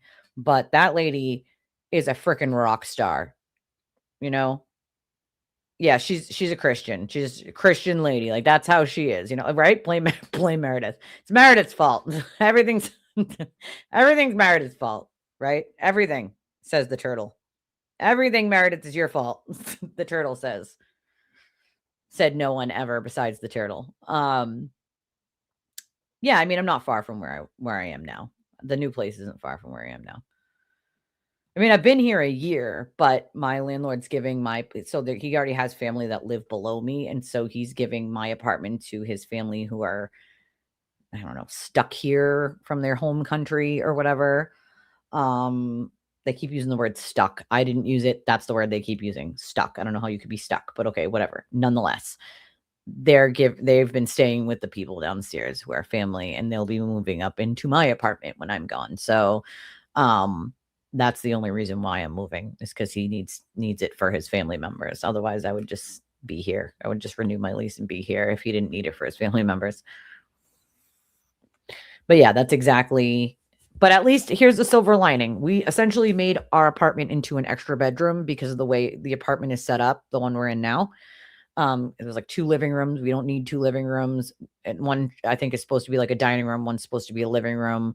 We didn't need that. There's the kitchen. You can eat it. There's plenty of space. We have a table there. Like you didn't need a dining room. You know what I mean?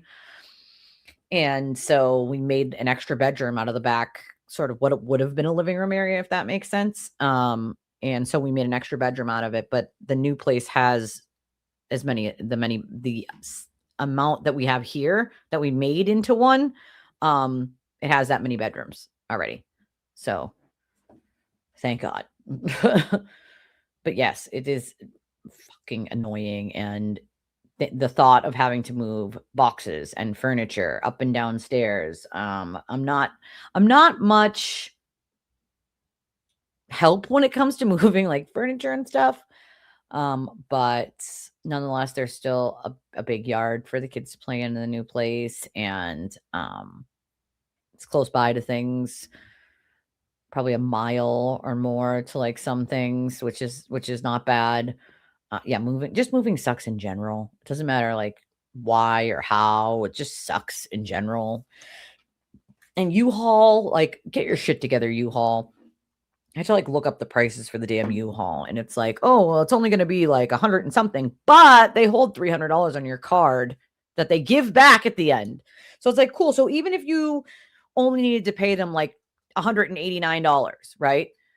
What you're really going to have to pay is $489 because they hold $300 that they eventually give you back. Like what? Like what? What? Like that's ridiculous. That's absurdity. No one wants that. Like that's crazy talk. Like there's no reason for that. Oh God. You cover the stairs and open, oh my God, that's actually smart. I didn't think of that. That's actually, I might do that. That's not bad. The problem is my staircase, when you go down it in the hallway, the stairs go straight down, but then they turn. And then you got to turn out the door this way. So it like turns and then you got to turn. So it's like a pain in the behind, like a literal pain in the behind. So yeah. But to get them down that part of the stairs, that's actually smart. I might do that. That might be helpful. I didn't think of that. That's actually a brilliant freaking idea. So thank you, Magic. I appreciate that because that's actually a brilliant idea to get them down the stairs without having to carry them all. Is like slide them and then someone at the bottom can get them and put them into the truck. You know what I'm saying? I'm only 5'4". I'm tiny. I'm fun sized. Listen, if I could afford to do that, that's exactly what I would do, J-Bugs, because it's not like we have 50 people to help us or even 10 for that matter. You know, there's not people to help us move the shit. So when I say if I could, I would. I would absolutely pay movers. But that's not in the budget. Nowadays, they want like $1,500 for like 3 hours. It's crazy. Like it's bonkers. Like what they want. It's absolutely bonkers. So yeah, the prices are sky high. If I had it though, I promise you that's exactly what I would do because I'm not very useful when it comes to moving things. My body itself is broken down. Like 3 hours, $1,500 for 3 people in 3 hours. Like that's crazy. That's bonkers. No. That's just no. Absolutely not. Who the hell is this now? Hold on. Uh-oh.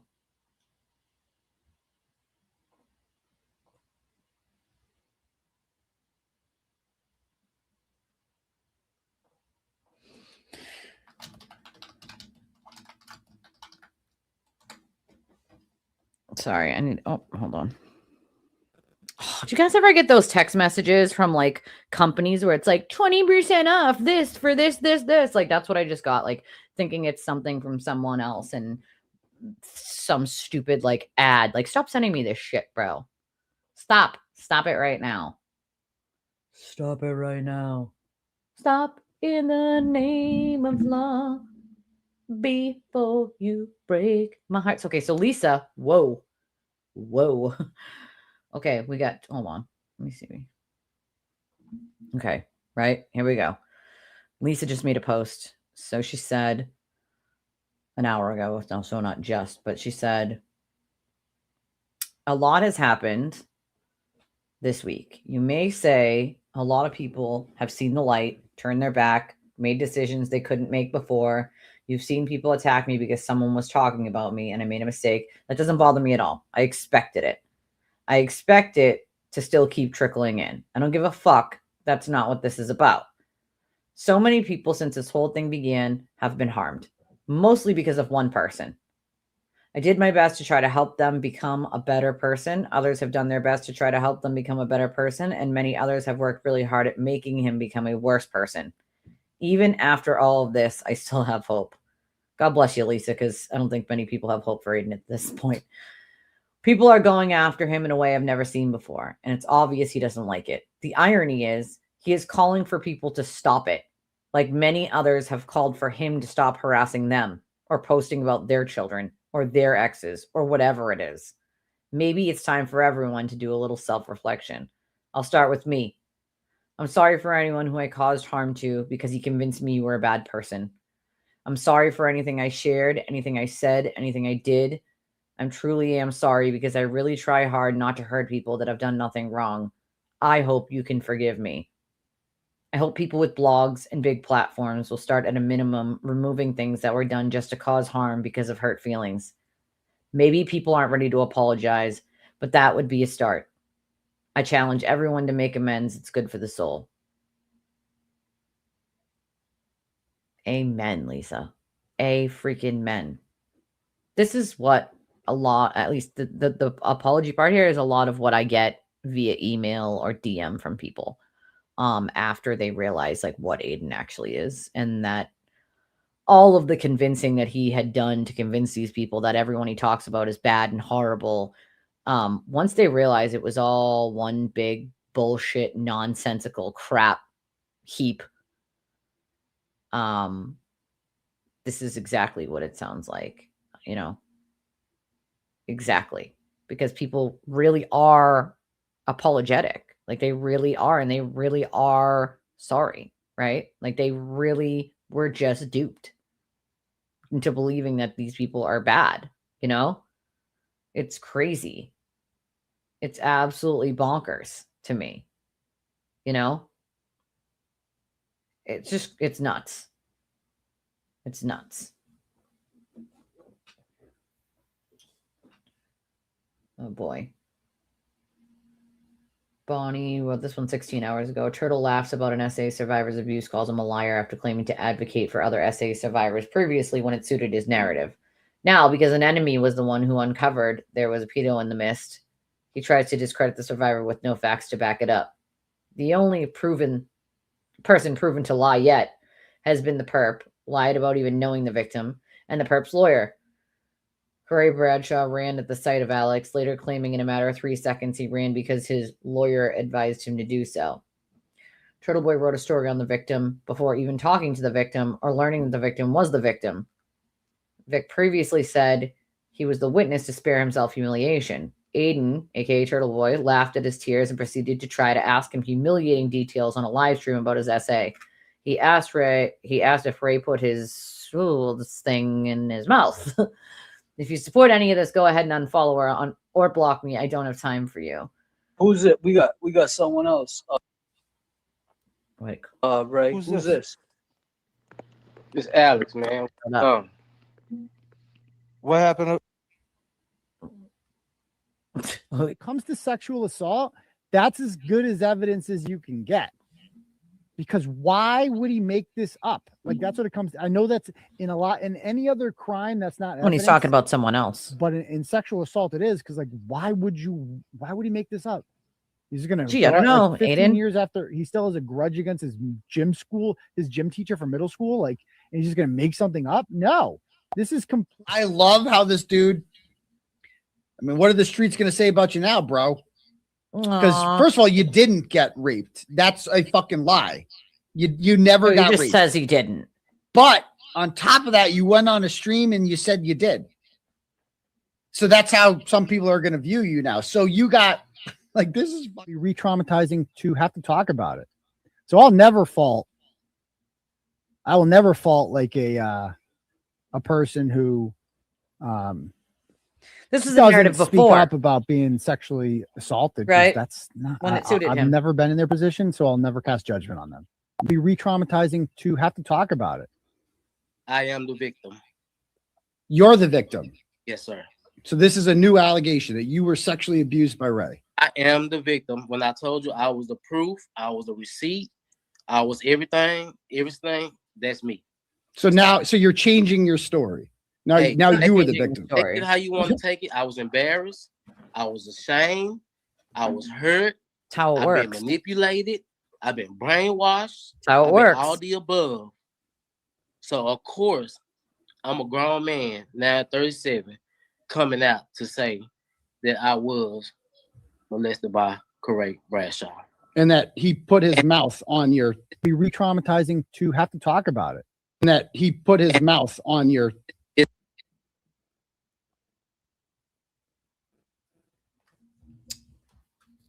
Why did it just hold on? There's no more to talk about. There's some to talk about.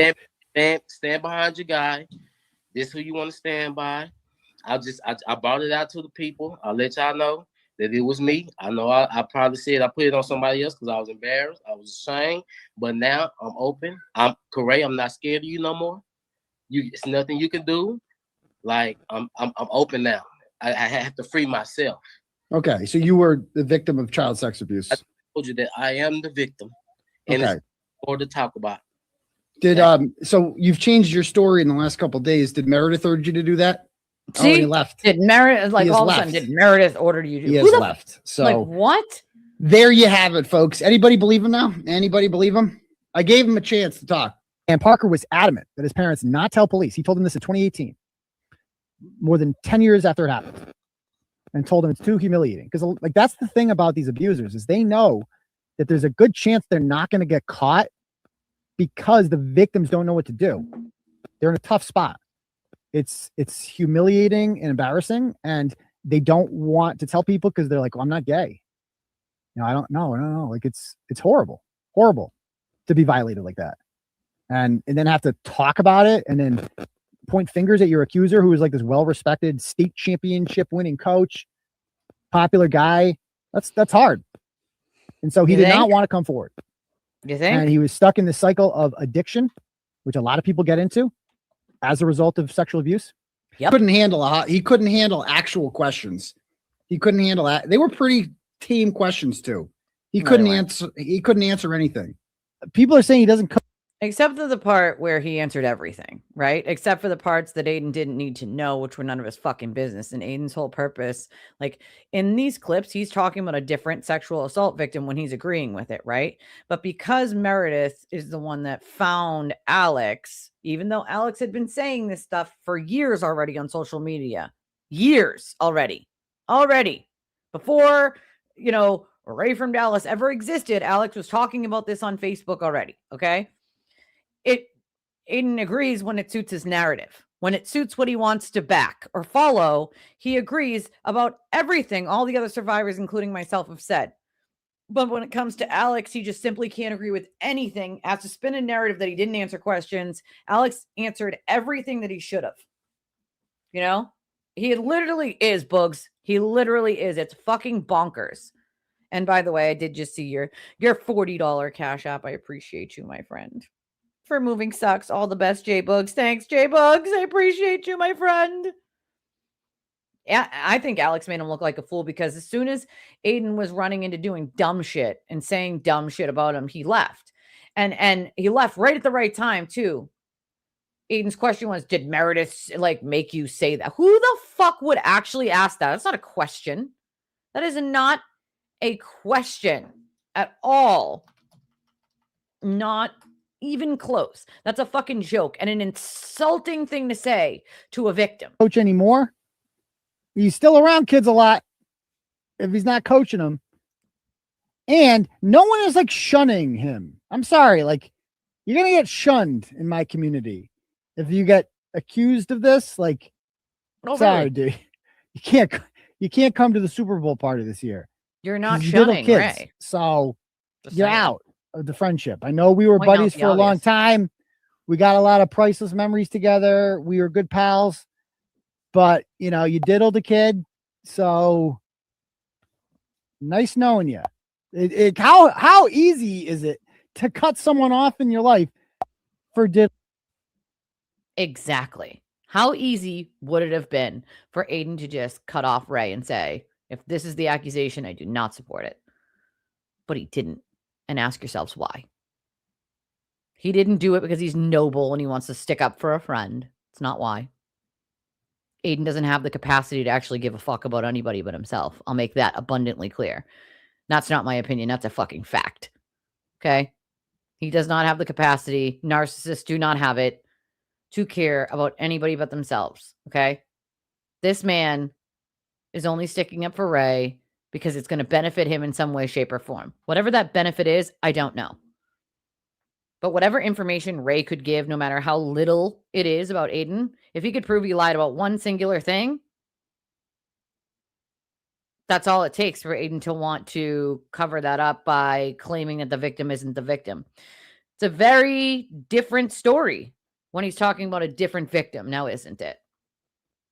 The link is. That's like the process what happened to them. And it unfortunately manifests in so many ways, right? So you took that and yeah, you went through your things like anybody else and it was perfect. Everyone has a story, but you didn't become a product of it. You rose above it. And that right there, oh, you're gonna make me cry too, but truly, that's inspirational. And look at this dude. Look at this dude. You, but I feel you. Oh, here comes the fake cry. Here it comes. Here. Ah! Who does this is what I want to know. Who laughs at a victim? Who's crying? I could feel that damn emotion through the fucking computer screen when Alex was crying, because for a man, it's much harder to show your emotions than a woman, especially on screen to thousands of people watching. Okay? The fact that he's cackling like a fucking hyena at a victim, at a survivor. If he wanted to fake cry, he wouldn't have put his shirt over his face. The putting your shirt over your face is a way to wipe those tears without people seeing you cry, because you don't want to show that to the world because it's embarrassing, especially for a man. Especially for a fucking man. To pretend, and that, by the way, that's not the way he laughs, so it is a fake laugh. You are 100% right, Amy. It's 100% a fake laugh. But the fact that he has to do this fake hyena laugh to try to call Alex a liar because he's having a profound conversation with Jimmy, who clearly has her own story on this, just like I do, right? It's fucking sad, but it's even more despicable and deplorable. The people who back this man really need to fucking think twice. If it was their family member or their child or their brother or their sister, how would they feel if this was the result? This is what Aiden did to them simply because they knew his ex, the one that he decided he was going to go after. The one that he decided he was going to defame and blame for things that he did. In the same way that he blamed Lindsay for things he did, in the same way that he blamed Leah for things that he did, in the same way he's blamed every fucking woman he was with for things that he did. The only one he hasn't gone after is Lauren, because she still jumps when he says how high to jump. That's simply it. She'll say, "How high, sir?" The second she doesn't is the second he goes after her too. Let's make that very clear. Okay? It's hard to watch, even for me to like watch this, but it needs to be shown to people so that they can see the sides of Aiden that they are ignoring or excusing away, which are the narrative's much different when it's a different victim, right?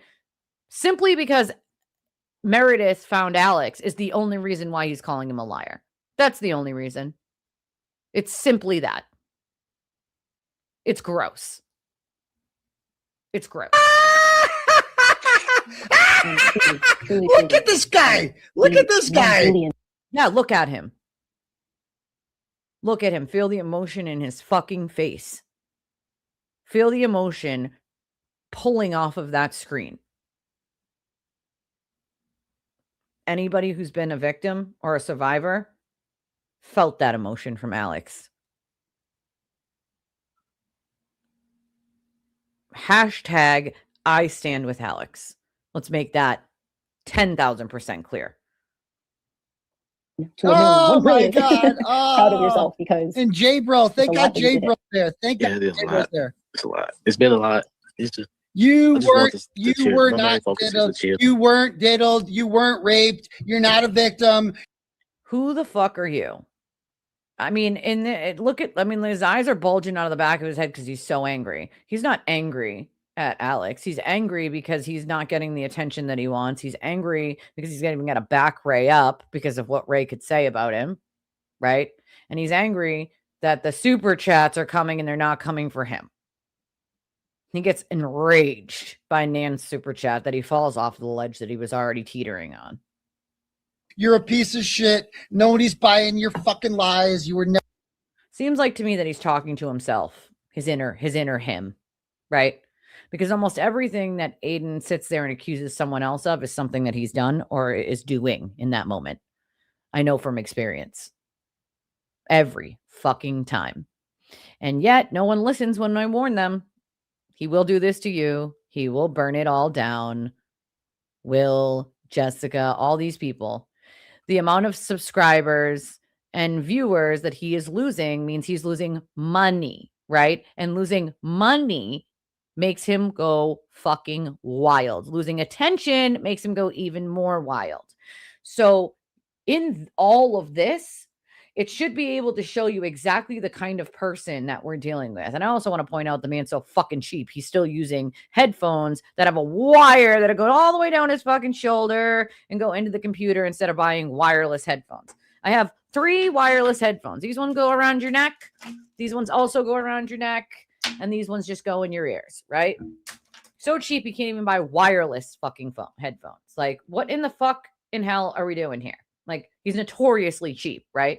But he's got no problem asking everyone to pay 300 grand for his defense fund while he racks up more charges and then also uses 300 grand to pay for a house. Make it make sense. Okay? Make it make fucking sense. I know. I'm sorry, Panda. I apologize. Ever sexually assaulted. You were a lying maggot piece of shit in your. That's a bold statement to make. To call someone a liar about the essay that they themselves lived through, it's fucking gross.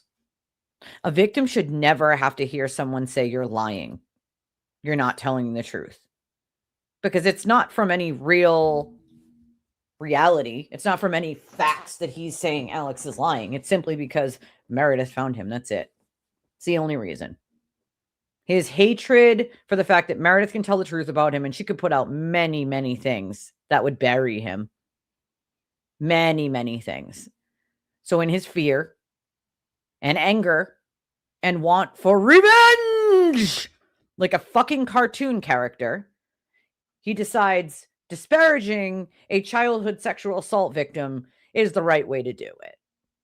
To stream snipe JFK's stream while live so that he could and to point this out even further, he usually ends around 12:30. He kept going and going and going because JFK was still on. So he needed the content so bad that he kept streaming, JFK streaming, going back and forth to talk about it. Like, you're a sick human being, Aiden, and you need some serious help. You're a very fucking sick individual. Prison is the only place that you belong. A mental health facility can't help you. Narcissism, diabetes, guess what? You can't fix it. He will forever be this giant piece of human fucking waste and a goddamn oxygen stealer. And I would like my oxygen back, sir. I've said this before and I'll say it again. Please stop stealing decent people's fucking oxygen. You are a H2O and oxygen thief. Stop drinking my water. Stop breathing my oxygen. All right? You're a fucking waste of human space. A deplorable human being. You should drink the toilet water from the sewer where you come from. Your mom is a stupid crack whore. That's why you're a piece of shit, because your mom is a crack whore. Right. Mama jokes like he's 5 because he's got nothing else. I mean, look at this. Like, just look where I paused it. Look at his fucking face. How much more psychotic do you need to get than this right here?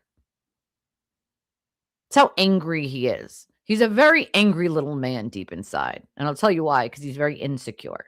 Insecure people are very angry inside. I was insecure once. A lot of that damage was from my abuser. I learned to find myself again and to be secure in who I am. I learned to gain self-esteem. He will never have self-esteem. He's a very insecure little guy. He left his pupils in his pocket, Panda. I point that out all the time. His pupils are literally teeny tiny. His pupils are in his pocket. He left them there. They're just hanging out in his pocket. Peanut butter and jam sandwich. When it comes to sexual assault, that's as good as evidence as you can get. Sure because is. why would he make this up? Like, that's what it comes to. I know that's in any other crime, that's not evidence, but in sexual assault, it is. Because, like, why would would he make this up? More disturbing is that this person barely knows me. We are not related. We are not close. No one in my family communicates with him. Also a No lie. one in my family believes him. No one supports what he's saying. Also a Before lie. all of this, I knew he had been in jail and involved in criminal activity. I did not know the As full if he extent hasn't. of the history until these false accusations forced us to look into it. Chilling on it. Yeah, like Corey, that's my cousin. Corey mama Corey mama is my grandmama, one of my grandmama's sister's daughter. That's Corey mama. Corey mama name is Cynthia. Alex, that's our cousin. Alex is our cousin on the Ramsau side. To Corey, he's not like blood related, but he's blood related. Can I ask you something, Corey? Huh? Does Corey know Alex? Do they know each other? Yeah, they grew up together. Oh, they grew up together. Yeah, they grew up together. Half of the time slept under the same roof and everything. Oh, really? Yeah.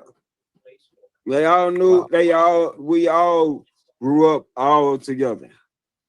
And Corey and Alex mostly grew up in the same little neighborhood. The same neighborhood, same everything, on the same household. Bro, I never thought that. It's like, bro, you understand, bro. And you know, now I go out for about a whole lot of stuff because things I done been through, man, but I never would have expected that nigga. I never would have, fool. I just thank you, bro. Understanding, bro, cause like you know me, like you know I want to take this shit to the grave. Yeah, and grave. Like nigga, I would have never thought that, fool. Nigga, I don't give a fuck who don't believe you, nigga. I don't give a fuck what nobody got to say, nigga. I bag you up on this shit, nigga. Yeah, got me too. Nigga, hero, even after this motherfucking lifetime, nigga. I got you. It's too humiliating. Because, like, that's the thing about these abusers is they know that there's a good chance they're not going to get caught because the victims don't know what to do. And so he did not want to come forward.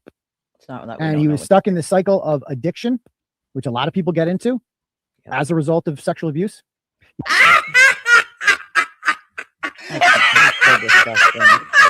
Oh, these dumb motherfuckers. Meredith, this is what you got in bed with.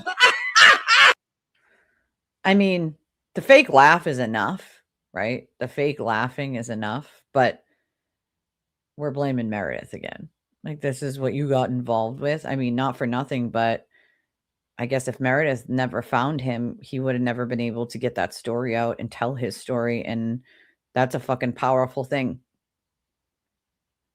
I inadvertently thank this fucking clown waste of oxygen for being such a piece of shit. Because if it wasn't for him, then the 4 people that came forward between Friday and Sunday before Alex went on Aiden's show for that very short period of time, would not have had the bravery after my Friday show to come forward to me and talk about their stories that they had been living with for decades and suffering in silence. Suffering in silence. So Alex and now Jimmy from Lynn, who shared his story yesterday on JFK's show, and JFK knows him and didn't know, right? Like most people don't know. And then the 4 other people that came forward privately to me, and the many that have come forward publicly in my chat, in my spaces, in JFK's chat, on his show. I applaud every single one of you, because these are conversations people don't normally have because they're taboo or they're triggering, and they are triggering. But if we don't have them, then people don't know that they're not. You feel so alone as a victim, as a survivor. You feel alone, like you're the only one that's feeling this way, even though you know rationally you're not. That's just where your brain goes. So, you know, if Aiden wasn't such a piece of shit, though, these people would have never let the dam break, and they would have suffered until the day they died by themselves. No one should suffer alone. No one should walk this road alone. Narcissism, it's brain chemistry, Panda, unfortunately. Brain chemistry. His siblings, Aiden's siblings, are all normal people with good careers, families. He's the only one. You know? Spun out isn't even a word. He crashed the fuck out. He cut his own brake lines and just crashed the fuck out. And he continues to crash out. And let's be clear, I didn't make these clips. I'm just showing them to you. The credit goes to the person who made the damn clip, which I will give 100 times over after we watch it. Because I can't look right now to see. I think it was Carly, but I don't want to. Could have been Turtle Boy Together account, but I want to make sure I'm giving the credit to the right person. But I'm just showing the clips. Somebody else took the time to put this together for you guys to show you the very big contrast in between when he's talking about another sexual assault victim and when he's talking about Alex. And the only difference is that Meredith found Alex. That's it. After finding out Ray from Dallas's real name. That's it. And she had found his old posts, which go back years. Alex talks about this years ago, about Ray from Dallas being a predator. He talks about it years ago. Okay. So Meredith finding him has nothing to do with the fact that he was saying it for years before Meredith ever found him. And again, that was simply because no one knew Ray's real name.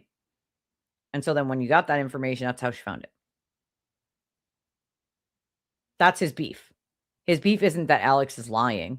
His beef is that Meredith found him. And so now everything is Meredith's fault. Meredith must have told these people to say these things, and Meredith must be working with them against some. Right now he's doing a grant. He's pulling a grant. It's a tinfoil hat theory.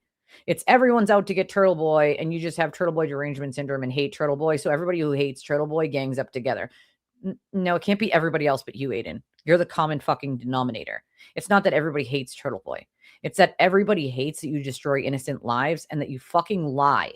You lie like you breathe to cover up your own bad behavior and crimes. And it doesn't matter who you hurt, and it doesn't matter who you get harassed, whose job, livelihood, or life you destroy. As long as you can keep pretending that you're the victim in all of this, that everyone's just out to get Aiden. He reverses victim and offender. It's Darvo. Classic Darvo from a narcissist, which is reverse victim and offender. Make the person who's the victim look like they're the offender, and make the person who is the offender look like the victim. Exactly. He spoke about this many years ago. You know? I mean, this is just disgusting. I mean, Aiden himself is just a deplorable, disgusting human being. You thought you could take me down with this? Ray from... You thought you could... So his comment was, you thought you could take me down with this. First of all, take you down? First of all, the authorities are going to take you down. That has nothing to do with me or anyone else, right? We're simply educating the public to stay the fuck away from you so that they don't have their lives or livelihood destroyed by a narcissist who will use them and abuse them. Coercive control, right? We have no power to take you down. That'll be your own doing, really, and the authorities doing. But that's all he cares about is revenge in his mind. So that must mean that that's what everyone else cares about. Here's an idea. If you didn't lie about other people, they wouldn't then have to stick up for themselves. And then God forbid they stick up for themselves. Then you and your minions attack them and say, why don't you just shut up and go away already? Why are you even talking? You're just obsessed with him. Or is he obsessed with everyone else? Because they wouldn't have to speak and defend themselves against his lies if he didn't tell the lies to begin with. Let's put the blame where it belongs, okay? He tried to blame Meredith for the recording. Meredith didn't record that conversation. Aiden did. And then he shared it with other people. One of those people got a fucking conscience and sent it to Karen. In the same way that he has done to dozens and dozens of other people. Okay? He has wiretapped dozens and dozens of people. Meredith did not tell on him. He told on himself because he shares too much all the time. Still to this day.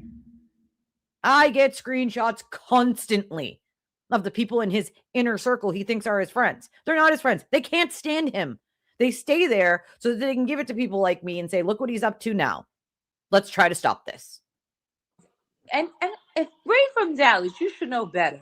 Go ahead, Ray. What you gotta say? Oh, this motherfucker. What you gotta say, Ray? You disgusting bitch. Oh my God. You don't even know but me. why you The truth, ho. That's why you don't like me. So go ahead. Y'all That's some all right. trifling You know, assholes let it out, Ray. who want, Let it out, Ray. turtle boy dick. Man, why y'all got turtle boy dick all in y'all mouth? Ray. Suck my dick, ho. How about that, bitch? Saw this person who had a bone to pick with Here goes the simpers. Ray. Yes, essays Didn't do any vetting at all whatsoever. Just reached out to the guy to contact him. Isn't that what one does? Wouldn't you contact the source directly? Especially before reporting on it? Unlike Turtle Boy, that's what the things say. You know what's so funny to me is, Will, you fucking buffoon. You realize that's what Aiden did with Karen, right? He didn't vet shit. He reached out to her and took everything she said as gospel. He didn't check it out. He didn't make sure it was true. He took it, he published it, and he talked about it as if it was all a fact. Let's just throw that out there. And I know some of you are for Karen, some of you are against Karen. That doesn't really matter in this scenario. But the bottom line is, if you're going to argue that, Will, then how can you argue that anything that Aiden said is true? Same fucking argument, different fucking person. Make it make sense. Crawl out of Turtle Boy's ass, Will, because I promise you. Now come closer, Will. Come closer, my friend. Come closer. Let me say this so you'll understand it. He's going to burn you too. And when he does, we will all be here with our popcorn saying, we told you so. We told you so. Every single person or thing that man touches turns to shit. He lights it on fire, stomps it out, and lights it again. And you, my friend, and the rest of the sewer crew, eventually, you'll walk that road. And I'll be here to say, I told you so. Karma's a bitch, ain't it? A real big bitch. You know exactly what you're doing is wrong, Will. You're just riding those coattails until that money stops. So did Jay Brill. And now I have a very, very, very strong theory about how this all went down. Nobody cares about your right theory. Before Alex went to the police department yesterday, I spoke with him. Why are you talking with him? Who are you? You live in Connecticut. He lives in Dallas. I'm telling you on my bar license, on my life, that what this person is saying is entirely false. How do you know that? I don't because how do you know that? So his pretend lawyer, and I'm going to say pretend because she's in Florida and she can't represent someone in Texas without a license in Texas to do so, or to practice under another attorney in Texas under Pro Hoc Vice to represent him. So she can't even represent Ray. Yet she is actively pretending to represent him and then betting her bar license on it being false. What kind of asinine attorney gets on fucking YouTube and bets their fucking attorney's license on SA not being true simply because they follow Ray and Turtle Boy? Lady, get a grip. All right? Get a grip. Seriously. I don't even know how you passed the bar, but your ethics are fucking questionable at best. And your emails are a joke. We're all laughing at them and pointing at them, by the way. It's unauthorized practice of law, darling. You can lose your law license for that. Just let's throw that unauthorized practice of law. You're in Florida. He's in Texas. You sent letters to people in Connecticut and Massachusetts. Are you okay up here? Are you all right, Amy the lawyer? I think you need to take it down a couple notches, darling. Okay? Your brain cells. I don't think there's that many bouncing around in there because no one is stupid enough to put it on letterhead that has the law office that they work at the bottom trying to represent someone they are not licensed to represent. All right? Oh, she already has a bar complaint. As far as I understand, I think 2 people already made bar complaints. So, and I know that 2 or 3 people, I don't remember if it's 2 or 3. I think it's 3, but it might just be 2. I've talked to her employer. Maybe, you know what I mean? They get these notices with the employer's like name on the bottom. The employer knew nothing of it. Knew nothing of it. Interesting, ain't it? These people are so mad. They're so mad over. Yes, Cla, it is. How Aiden treated a victim. Victim. That's what we're doing now. We're doing air quotes for victim. You mean a victim? Because let's do this again. Hashtag I stand with Alex. Let's talk about your victims, Will. Shall we? Right? You have victims, don't you, Will? Yeah. It's rich coming from someone with a record like yours, sir. Right? Rich. It's real rich for you to talk about a victim. But we know you don't really care about victims because you make them, right? So you don't care. You know, you had to be flashbang out of mommy's basement. So, I mean, you know, guess you don't really give a shit about other people. We know this. You just want to ride the money train until it dries up. Then you'll ride someone else's. You're just as bad as him. You're just as despicable and just as disgusting. You have to ignore and reason away almost all of your ethics to actually say something this fucking disgusting. But it's really about the kids. I do not want no other kid to go through what I've been through. And let me just throw this out there. When I talked to Alex, that's the exact same thing that he told me. Which is like, I don't want this to happen to any other kids. And believe me when I say, that's one thing that I've thought about as a victim many times, which is what if this man, what if my abuser, what if the perpetrator of 7 of us that we know of is around kids? Like, you think about that, something you think about. Is it your responsibility? Like, no, it's not my responsibility, but I got to do something, right? And then it eats at you. Like, do you need to go to the authorities? What are the consequences of doing that? Are you going to drag other victims that aren't ready to talk about it into it? But what about if he's around children now? There's a lot that goes into this, dude. And thinking about any other kid that this person could harm is something that sits on the forefront of your brain. And when I talked to Alex, that was the things he was most concerned about.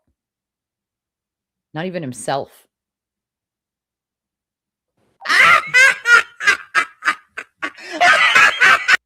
He sounds like the Wicked Witch of the West. Like, what we need is a meme or a video of him making that cackle with his dumbass flying monkeys next to him. Well, let me put this little boy dick all down your throat, whore. Fuck Gross. you talking to?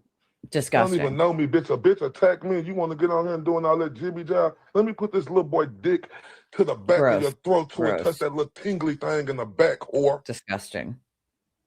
I love this smoke. What did he just say? I'm sorry. Let me Cardi B you, bitch. Let me put my little boy dick.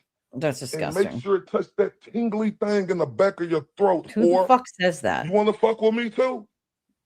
Yeah, you're not scary. Please tell me you don't endorse this shit. Why would I endorse that? That's insane. Why would I endorse that? The reason why I didn't drill Alex because he said he was a victim. What am I supposed to do?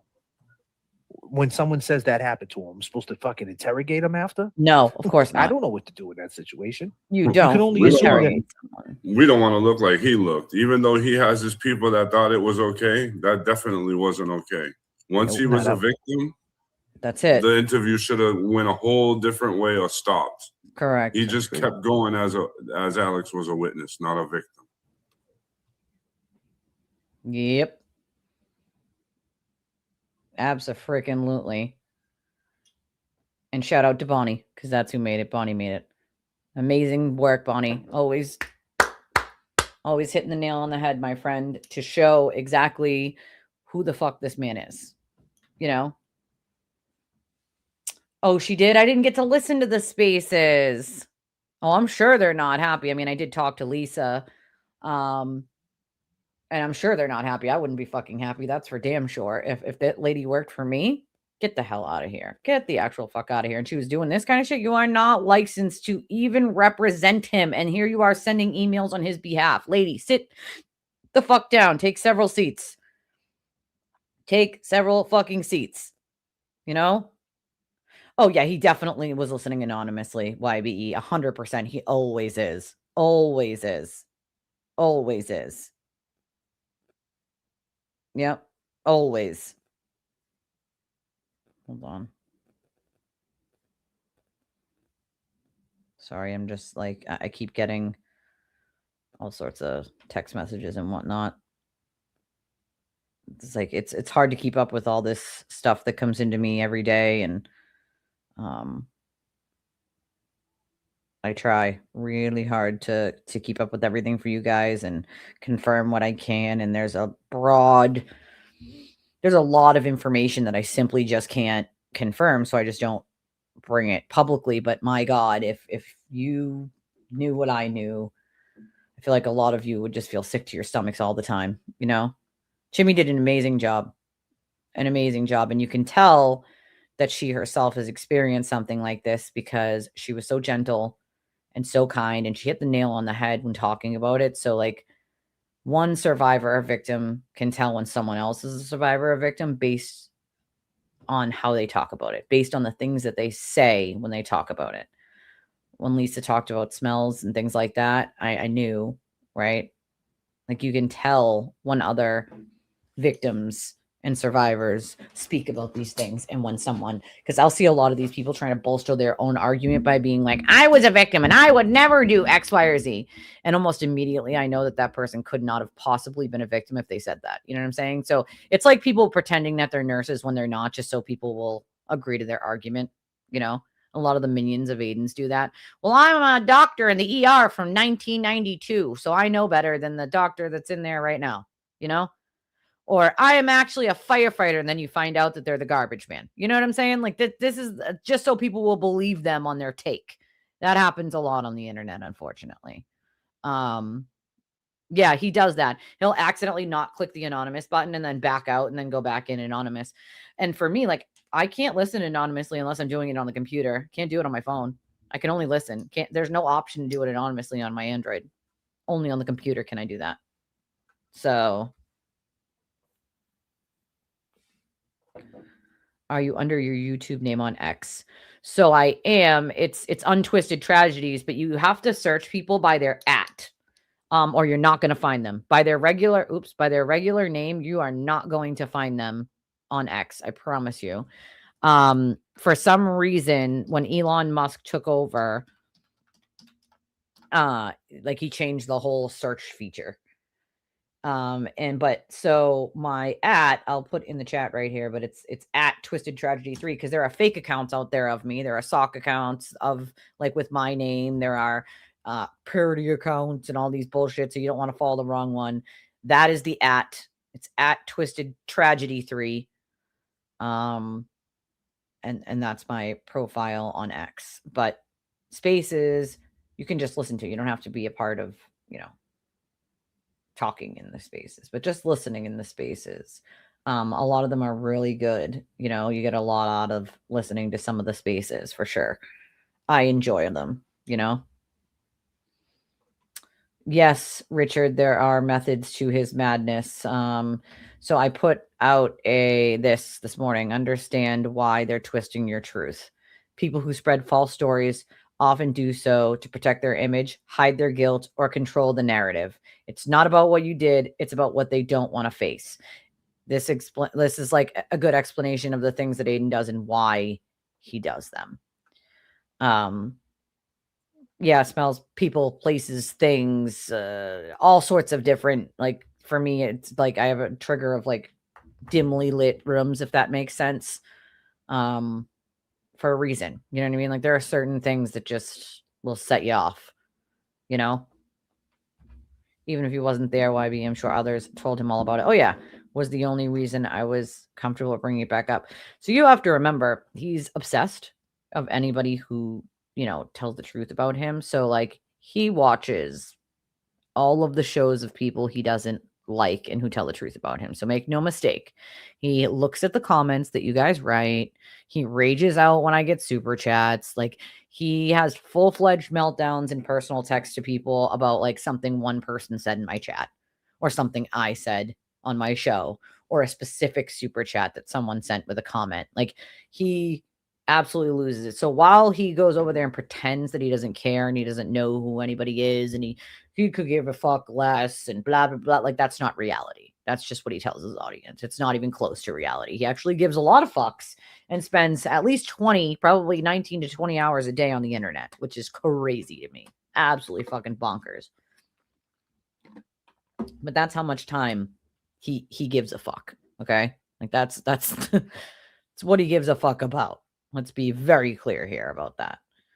I'm trying to see what recent things were brought up that I didn't go over. Deodorant, yeah. And see, I mean, it's a good, you know what I mean? It could be anything. It could literally be anything. Doesn't matter. Pam Bondi is actually supposed to be testifying in front of Congress today. We'll see how that goes.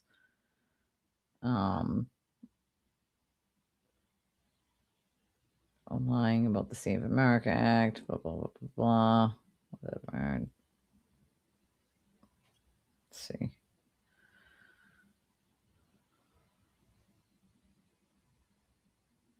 Settlement conference, Blake Lively. That shit show. Ex-NFL linebacker Darren Lee charged with brutal murder of his girlfriend. She had a broken neck, stab wounds, bite marks, blood everywhere. No bond. Death penalties on the table.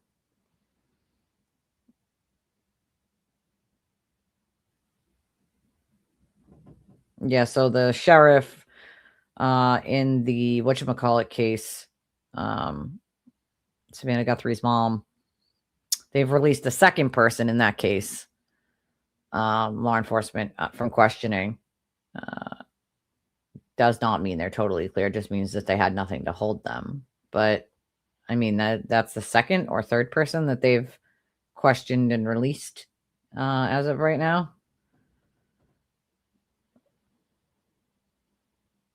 Uh-oh. This is an Epstein survivor, I guess. We ask you to look Hold on. to Miss Bondi. We are deeply disappointed by the way you and your leadership in this department have treated survivors. And today, while you're being questioned, we ask you to look in the eyes of every single one of us and remember Virginia Roberts Giuffre, who paid the ultimate sacrifice for the trauma that she had endured. My dad, too. We ask you to remember the lives that we have lost during this process. Accountability means real answers, not evasion. It means transparency, not more hiding. To Miss Bondi. Yeah, I mean, she's right. You got to think about the people who, and even in the Epstein victims, right? There's a woman who committed suicide because of her trauma, you know? So did my dad. So it's like, when I take on subjects like this, like the first thing I think about is my dad, you know, like people who aren't lucky enough to be able to get to the point where they could talk about it publicly and heal. And so unfortunately they chose a permanent solution to a temporary problem and we can't bring them back. I can never bring them back and try again. So why should the perpetrators be allowed to get any grace at all, in my opinion? Where was my dad's grace? You know, like where? Oh, here's a tweet from Virginia before she died. I'm making it publicly known that in no way, shape, or form am I suicidal. Oh, I have made this known to my therapist and general practitioner. If something happens to me, in the sake of my family, do not let this go away and help me protect them. Too many evil people want to see me quieted. That's just sad, right? JLR's got the go right now. Hold on. I don't see him on X, which is weird. Usually he is. Usually I can find him right on X.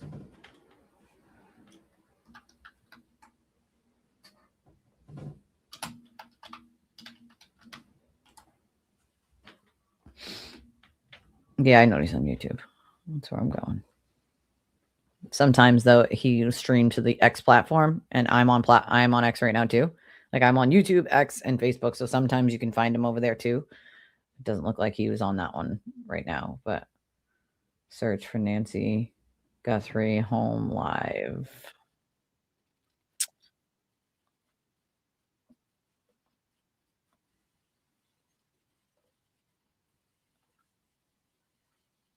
Or did it not? I need to watch his chat, unfortunately, here. This is outside the house, I believe.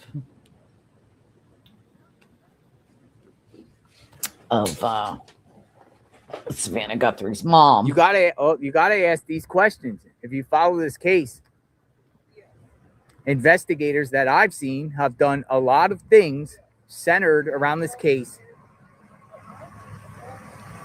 from Nancy's home to here, and more over here than at Nancy's home, where we just saw the agents searching, is the way out of Nancy's neighborhood. It was about a mile or two away from,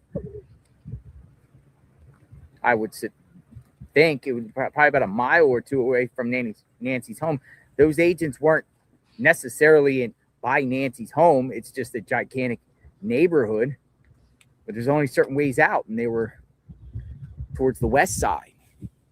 That takes you over here in this direction.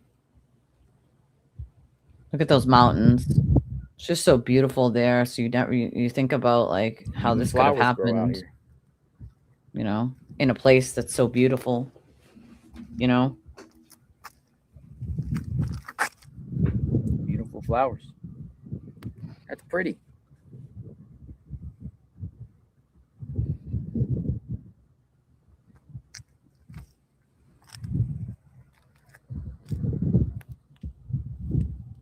What do we got? What's new?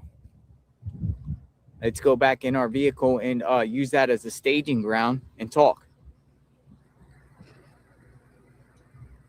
People are talking about choppers. Where's the FBI agents?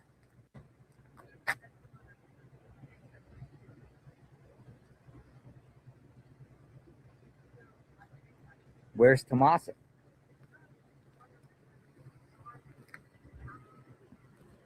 Where's Tommaso?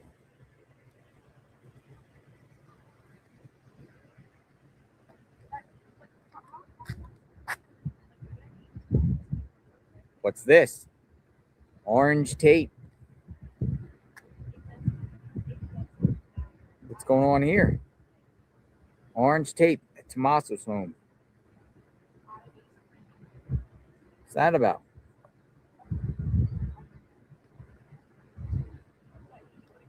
Orange Tommaso. tape.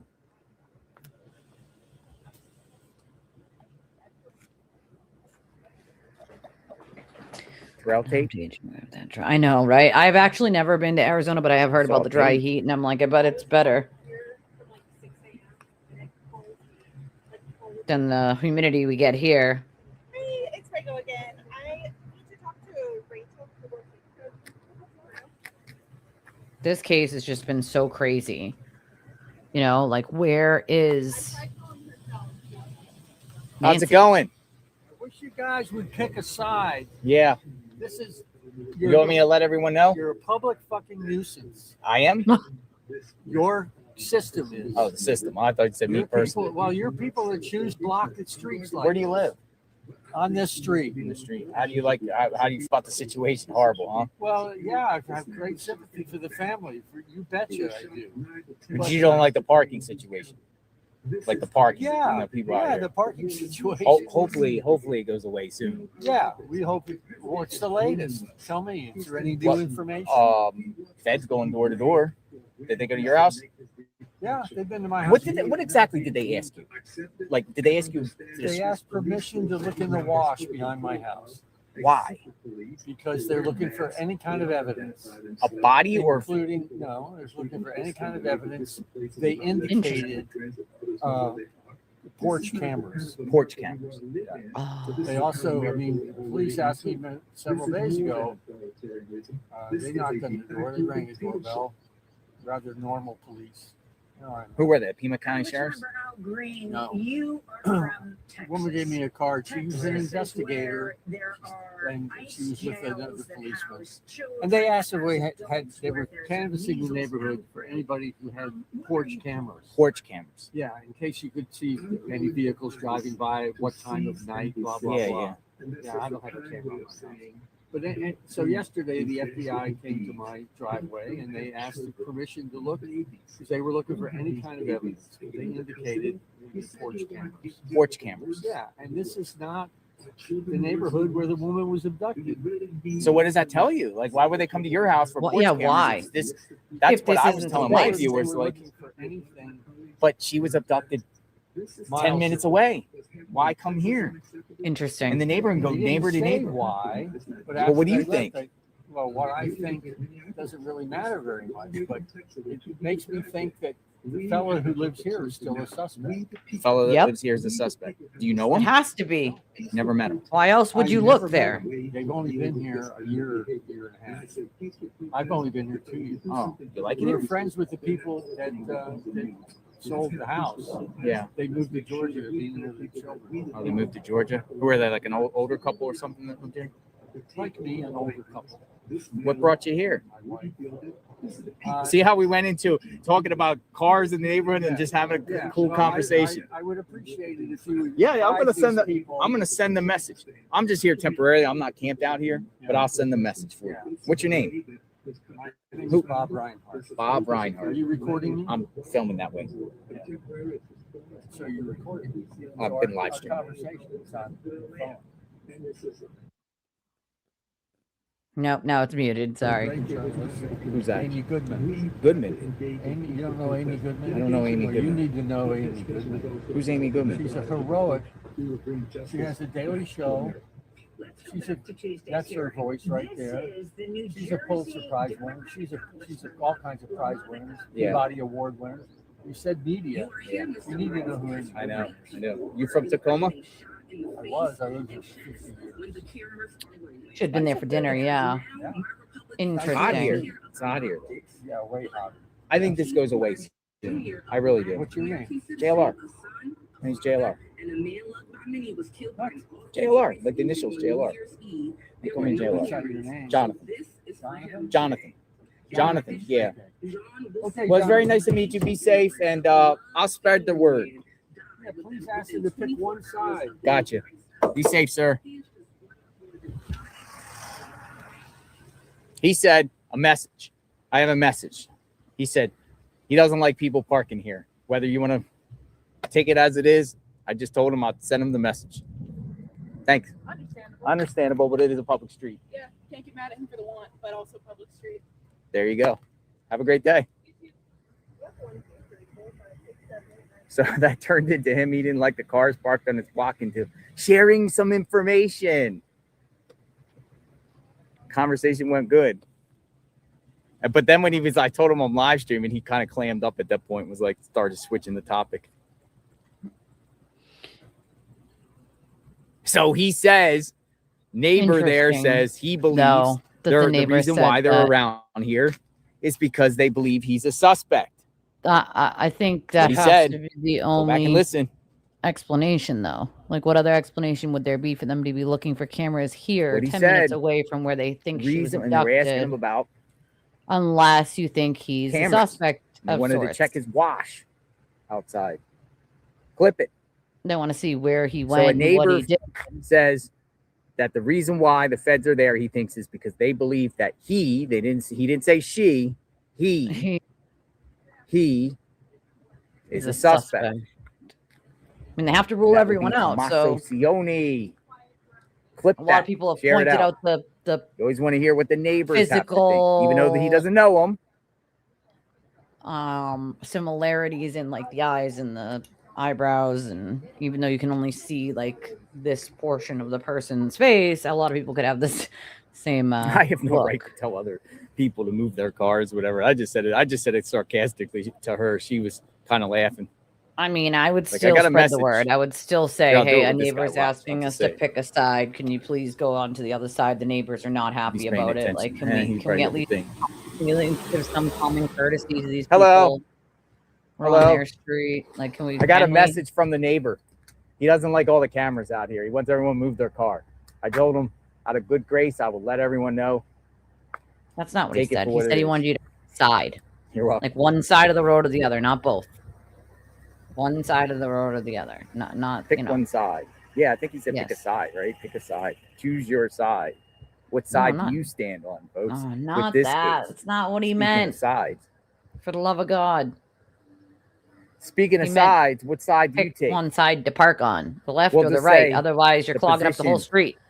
Of Tommaso, do you believe he's guilty or not guilty? Listen, we have 31,000 people. Now, think about this, folks. We have 31,000 people watching right now.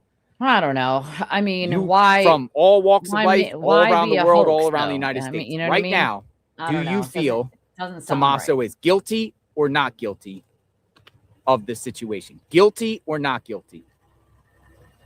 Well, he's not really telling us anything that we don't already know over there. But I mean, it could be, but I don't understand. You know, what's weird about this case is the circumstances. They're very strange, right?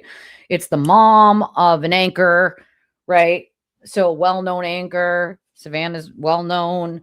So like, you know, how she went missing is weird. The guy with, you know, with the backpack strapped, coming to the door, like putting the friggin', you know, leaves over the ring camera, like, or the whatever kind of camera it is. I just call it a ring because it's what everyone has.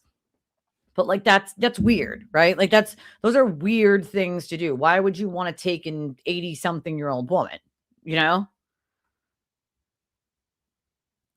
Yeah, I didn't really watch him other than like I might pop to check on like a car chase or something that I see happening like randomly. But usually, to be fair, usually in that kind of scenario with that kind of news, I actually go watch Ichtmel. I'm a fan of Ichtmel. I've spoken with him before. He's a nice guy. He's, you know, he's one of few that sort of stood up to Aiden a while ago. And he sent his minions over there. Oh yeah, believe me, I'm very well aware of the conspiracy type bullshit that the government pulls, and they pull a lot of it. Some of the shit I feel like if we talked about, everybody would think we all have tinfoil hats, you know. But there's evidence of a lot of this kind of stuff with the government to hide something or to control some narrative, you know. But you know, you can never tell whether that's what's happening or is it real, you know, like that's, you know, again, I tend to err on the side of caution when it comes to missing people, simply because I have a friend who's been missing for almost 20 years and my friend's mother who's been missing since 2019. No trace of either of them. Neither of them have ever been found. So I err on the side of caution when it comes to that, because my friend certainly didn't just go play peekaboo and hide from his family and his child with cerebral palsy and his mom. And, you know what I mean? Like that's definitely not a psyop with my friend actually missing in real life. So I err on the side of caution to say, like, we don't know, because if someone said that about my friend Mickey, who's been missing as long as he's been missing, I would tell them they're fucking crazy, dude. My friend didn't just go missing for funsies. He's not hiding in the basement. Like, he's actually real life missing and has been gone almost 20 years. Like, that's, you know, it just, you know, that's why I sort of err on the side of caution when it comes to things like missing persons, you know. Fucking YouTube. Why is it invalid? It's an invalid argument because you said clone. Friggin' YouTube. Why are you deciding for us, YouTube? Freedom of speech and all. Why are you deciding for us, assholes?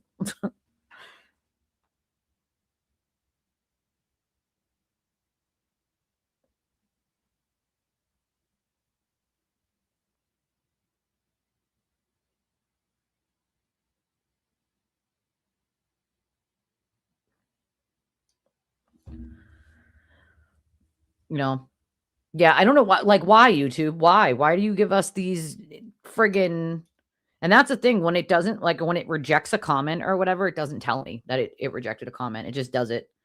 Do you know, there's sometimes where I'm typing from like my end over here, like when I have myself on mute and I'm playing a video or something and I'm typing on my end and I'll hit the button to send it and all of a sudden it'll say YouTube, like, basically won't let this comment go through. I'm like, I'm the host. It's my show.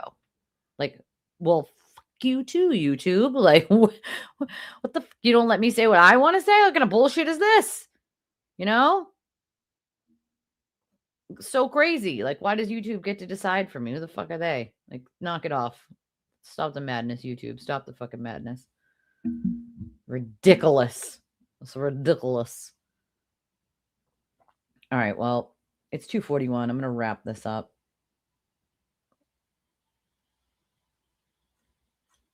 I am going to wrap this up. I got to pee pretty bad. I drank that whole coffee. You know, my bladder is quite full. And I'm going to have to get my little off the bus soon anyway. So, shit. And I got to look into 1, 2, 3, 4 things. 1, 2, 3, 4 things that I have going here. And then whatever's coming on my text messages and emails at the moment, because things just keep dinging, ding, ding, ding, ding, ding, ding, ding, ding, ding. And so I need some time to like go through some of this stuff. My brain is going to explode. I'm telling you, there's just so much crap. You can't stand Rob Lowe? Well, all right. This is tomorrow's Thursday, right? Yeah. So I would plan on having me earlier tomorrow, probably around 11-ish tomorrow instead of like 11:30 or 12. I need to do an earlier show tomorrow because I need to be finished earlier, but you should, yeah, I might do a spaces later. So if you're, you know, now that you're following me, I guess it should alert you. But if it doesn't alert you, then just look over on the side. It'll tell you like who has a spaces running that you're following or whatever. But I miss all the good ones. I miss all of J Bugs and Babs's ones at night because they do them on the nights when I like pass out early and I'm exhausted. So we're going to have to plan something where I don't fall asleep. And we do one because I keep missing all my favorite people because my dumb ass is asleep and because the time difference, right? There's a time difference. So in my world, when it's only 9 where they are and they're getting ready to do a spaces, it's midnight here and I'm already snoring. Snorzo McGee. So I love your stinking faces. Plan on seeing me at 11 tomorrow instead of like 11:30 or 12. I appreciate everybody who supported the channel today. If you catch me on the replay and you still want to support the channel, of course, if you still support the channel, I'll just read it tomorrow. First thing, that's usually how we do it, is if someone donates when I'm not live anymore, I just read it on the next one. Oh, get tonight. 7 p.m. your time, though, not my time, right? Your time. But all right, I'll be ready for that then. And Amy can just text me and tell me. She can actually, that's what you do. J Bugs, you tell Amy to text me and remind me so I don't forget. Like right before you guys are about to go on, tell her to text me, because then I'll be like, ooh, Amy just texted me and I see it. And like, I'll remember to go on. Otherwise my brain is so full that it Pacific. Okay. Yeah. So your time, not my time. So yeah, that'd be different, my time, but nonetheless, that's early enough that I could be awake at that point. So that might work. So for those of you who want to support the channel, hit the like button on your way out, please. I would very well appreciate it. Put a couple comments in the video when it's not live anymore. That always helps. Press the hype button on the video. I think it takes like 5 or 10 minutes after it's not live anymore. And then like this hype button pops up. That definitely helps the channel. We appreciate that. If you want to help monetarily, there are many, many ways to do so. We have Cash App, Venmo, PayPal. They're right here on the screen. And then we also have the link up in chat. It's also in the description of the video. That works for any credit or debit card, and it goes to my PayPal. So the PayPal thing pops up, but it's not, you don't have to have PayPal to do it. Just any debit or credit card. You can enter any amount you want. You can write any little note you want. You can say you want to remain anonymous on any of these. We do have an Amazon wish list. I just added some things for the new place that I'm going to need. Other than that, I love your stinking faces. Everything's in the description of the video anyway. And I'll see y'all tomorrow. Bye.